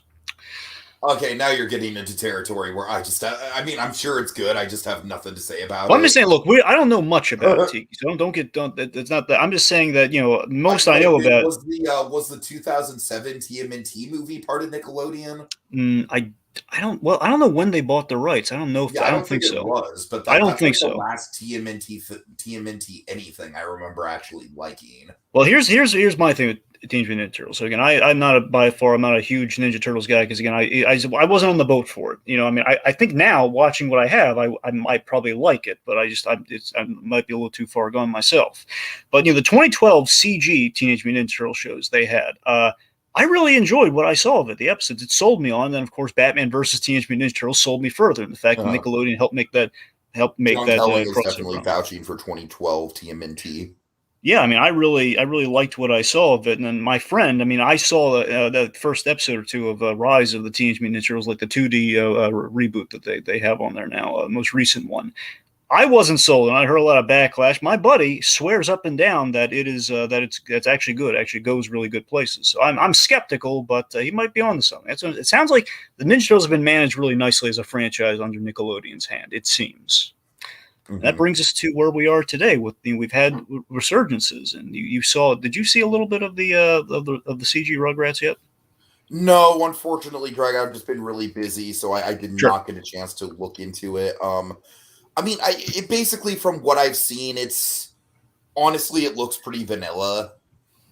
I know the flaw for me in that it just seems like repackaging the old episodes. Like I saw Chucky going up the slide in a clip, and it's like we've already seen this. Why are we just doing it again in CG and recasting the good actors? I think the favorite thing I've seen from the show is the way that they repackage the adult characters. I love Grandpa Lou being an old hippie. I think that works really well. Betty being an actual lesbian. It's like like anyone who actually like freaked out over that. It's like hello, Anyone home? So generally speaking, also I think I'm not sure how it plays, but I think it's an interesting choice to make Susie one of the babies. Wait, what? Yeah, she's like 2 years old in this one. She's like Chucky's age. Oh wow, that's radically different. I didn't know anything about that. No, it's crazy. I mean, that's the thing. I remember visually, it just kind of rubbed me the wrong way. I mean, it's before I really gave it a fair shot. And unfortunately, now it's on Paramount Plus, so I can never get a fair shot, at least not for a while. But but honestly, it's over the years. Reboot, is it calling to you, Dragon? Not until Frasier is on Paramount Plus, I won't be giving it a shot until they'd have that Frasier reboot there. Anyway, isn't Frasier on doesn't Frasier like kind of move around? No. I mean, no. I'm saying they're gonna do like the new. They're gonna do the reboot. Right. They're gonna have. Yeah. They're gonna do the reunion thing, right? Gotcha. Yeah, like the little the 10 episode or however long the engagement's going to be. Yeah, that is your like Falcon and Winter Soldier for Paramount. Yeah, that's the thing that's going to get me at least to do a free trial, which I'm going to cram in as much as possible. So, but that's what I'm saying. So, for years, with all the where we're at now with things. Again, for years we had just complained that where are the shows that we loved, and we had brief like the Splat. Now in the age of streaming, we now have it on it's like a war between 3 streaming services if you think of it. There's Paramount Plus, which predominantly has them. Hulu still has them, I think, and at least for the time being. I don't know how long that's going to last. And Nickelodeon has the stuff that they invest in, which I thought was not Netflix at all. Where I thought as we have a bunch of the reunion specials there. Like we have a Rocco Static Cling, which essentially is it's the update on Rocco. You have Enter the Florpus, which is closed a continuation of Invader Zim, and then you have the Jungle Movie, which is closure for Hey Arnold. So I think those we don't want to go into those 3 just because we've done full podcasts. Yeah, sure. Yeah, I think all of them work really well for what they are. Yeah. Honestly, with Jungle Movie, there's certain things about that movie that don't really sing as much as I would want it to, but it's still overall a pretty. It ends perfectly though. Yeah, for sure. And also, let me in answer to Claude's earlier question: Hey Arnold movie or Jungle Movie? I mean, I think we both pretty much Jungle. I mean, Jungle. I will say, there's a point where we didn't even. There's a reason we didn't even bother to bring up the Hey Arnold movie back. We were talking. Yeah. Hey Arnold. Exactly. It really is pretty insignificant. Yeah, but I mean, now again, where we're heading. I mean, right now we have a CG rehash of Rugrats, and now we have these spin-offs of SpongeBob. I think we're just doubling down on nostalgia, and I'm not sure how I feel about it. I mean, it's we got the Camp Coral thing, we got the Patrick Talk show, and I my interest for both of those things couldn't be lower. But on the other hand, the thing that does have me interested, though, and maybe there's a light at the end of the tunnel on this, is I don't know, I keep using that analogy. I'm sorry, folks. But the Avatar Studios thing does have me interested. Where that one is I would be way more stoked for it if it was animated and not live action. Well, no, I'm saying they are doing animated stuff, Tiki. It's going to be a bunch of animated stuff. Okay, but they're also doing live action stuff, and live action stuff has me terrified. Well, no, Netflix is doing the live action thing. This Avatar Studios thing, I'm pretty sure is going to be all animated. Oh, but I don't know so it's entirely okay. Yeah, there's what do you know about this then? Okay, here's what we know. So Netflix, because this was already an arrangement in advance, Konietzko and DiMartino, they left because they didn't like the direct. They were worried of a repeat of the last Airbender movie, so they left the Netflix project, which they've announced the casting and everything for. So that's stopping on Netflix, but that's Avatar Studios thing is announced they're going to have series and movies. I mean, it's unclear how many of each they're going to have. I don't want this to turn into a situation like the Matt Stone and Trey Parker thing, where it's hey guys, you get 16 South Park movies. I mean, it's basically an open-ended thing. They said there's going to be series and movies. I just don't want them to spread their resources thin. Honestly, I'd rather them focus all their attention on one series. I mean, right now, the only thing we've done so far, because again, animation takes time, kids. They've done the podcast, which is a rewatch podcast with Dante Bosco and Janet Varney, which has been great. It's really good. I'd recommend checking it out. It's on the Apple podcast thing. It's good. But yeah, I mean, so far, I mean, the fact that they use movies plural, which makes me think it's going to be more than series. I'm sure we're going to get an Avatar Kyoshi miniseries, and that's the thing. I wonder if they're. I think we're going to get more miniseries than actual series. At least that's what I would hope Right. they would do. Which You I know? don't mind because Yeah, I absolutely think that the role kind of like lends itself to that. which is why I'm excited by the idea of an Avatar studios. That there's a lot of story to explore in that Sure. universe. I mean, look what we did when we jumped, like we did Batman Beyond with Korra. You know, imagine what else we could do. Mhm. Yeah. All right. Let's see. Any last comments? I mean, we're at the end, unless you have like a. Okay. John Kelling says, "Hey Arnold movie or Recess movie? Recess movie, absolutely, 1,000%." Yeah.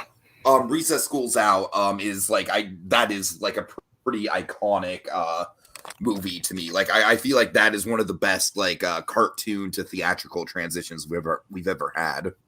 Arnold's already gotten it. I mean, they both have already gotten their stabs. Is he asking between the two or Between the two, yeah. Oh, between two is Recess easily. Yeah. Yeah. All right. Let's see. You just want to have like any parting thoughts before we shout out the lovely people who've joined us this evening? I mean, I'm not as in. I think that Disney is really like I need to catch up on the Disney stuff. I've heard really great things about the I wasn't a big fan of Owl House, but I've heard great things about the second season. I've heard really good things about Amphibia. Like the Disney stuff right now is getting a lot of hype. I need to look into it. As far as I'm concerned, Cartoon Network is dead because it's like they just don't even know what the fuck they're doing. But Nickelodeon is one of those interesting studios where I feel like they're very much at a crossroads right now.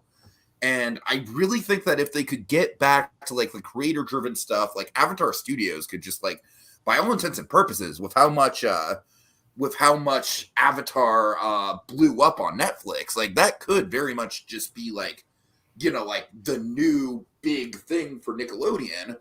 But the difference is that unlike with something like SpongeBob or The Loud House, you have like a wealth of story and world building potential. Like it's not going to get stale like those shows got. So, with Avatar Studios, like if that is the future we're going in, then I would not, then I'm not really going to mind if Avatar gets like pimped out the same way that SpongeBob or Loud House did. All right. Yeah. Let's see. I'm sorry, real quick. Yes, as John Kelling says, the last Avatar, it's a titillating notion if they ever dare to do it. Yeah, it's a good idea. If the last Avatar still. Well, I've heard story ideas of like, what if there was an Avatar that was like actually evil? That's not bad. That's pretty good. Yeah, again, so many interesting avenues to take. So. And yeah, John Kelling, you're right. DuckTales was great for Disney as well. That was another great Disney show for sure. Before I give a parting thought, I want to ask you something. Do you know the origin of the orange color for Nickelodeon? Can't say I do. So basically, they had a marketing thing where it's like once they want the orange, it was like they was telling a joke like, "Aren't you glad you're watching Nickelodeon?" It was something really dumb. Like that's the whole reason they went with orange. It's hilarious. And it was anyway. So like a happy accident. I bring that up because the logo is the reason we have animation. Like they animated a logo really creatively, and once the live action stuff is doing so, it's like, hey, let's do something to kind of match our MTV logo that would kind of be of like kind of make a stamp in animation, and that kind of brings me to saying, I want to thank Nickelodeon for creating the Nicktoons, for the fond feelings and memories they've given me and a whole lot of other people over the years, challenging the medium at large. Like art, it's not always clean and in line, but it makes a splat. Coloring the lines, you're making a splat. That takes guts. It's yeah. Okay, so big thanks to John Kelling, Miss C. Ladius. Let's see, Claude Coringa, that guy popped up for a little bit. Honeybee, I think, popped in like for literally one comment, but I'm glad you're here. Atomic Beast popped in. I think that's it. John Kelling, Claude Coringa, Monkey, Atomic Beast, Honeybee, that guy. You guys are all awesome. I keep saying this, but like, my God, it's like really gratifying to actually have like an audience that's like, routinely watching this stuff now. We're at 1,008 subscribers right now. I just checked. So it's like, we're slowly but surely building ourselves up, so Anyways, guys, thanks so much for watching. We'll see y'all later. Have a good night. Oh no! It's an embarrassing photo of SpongeBob from the Christmas party. This really is the world's smallest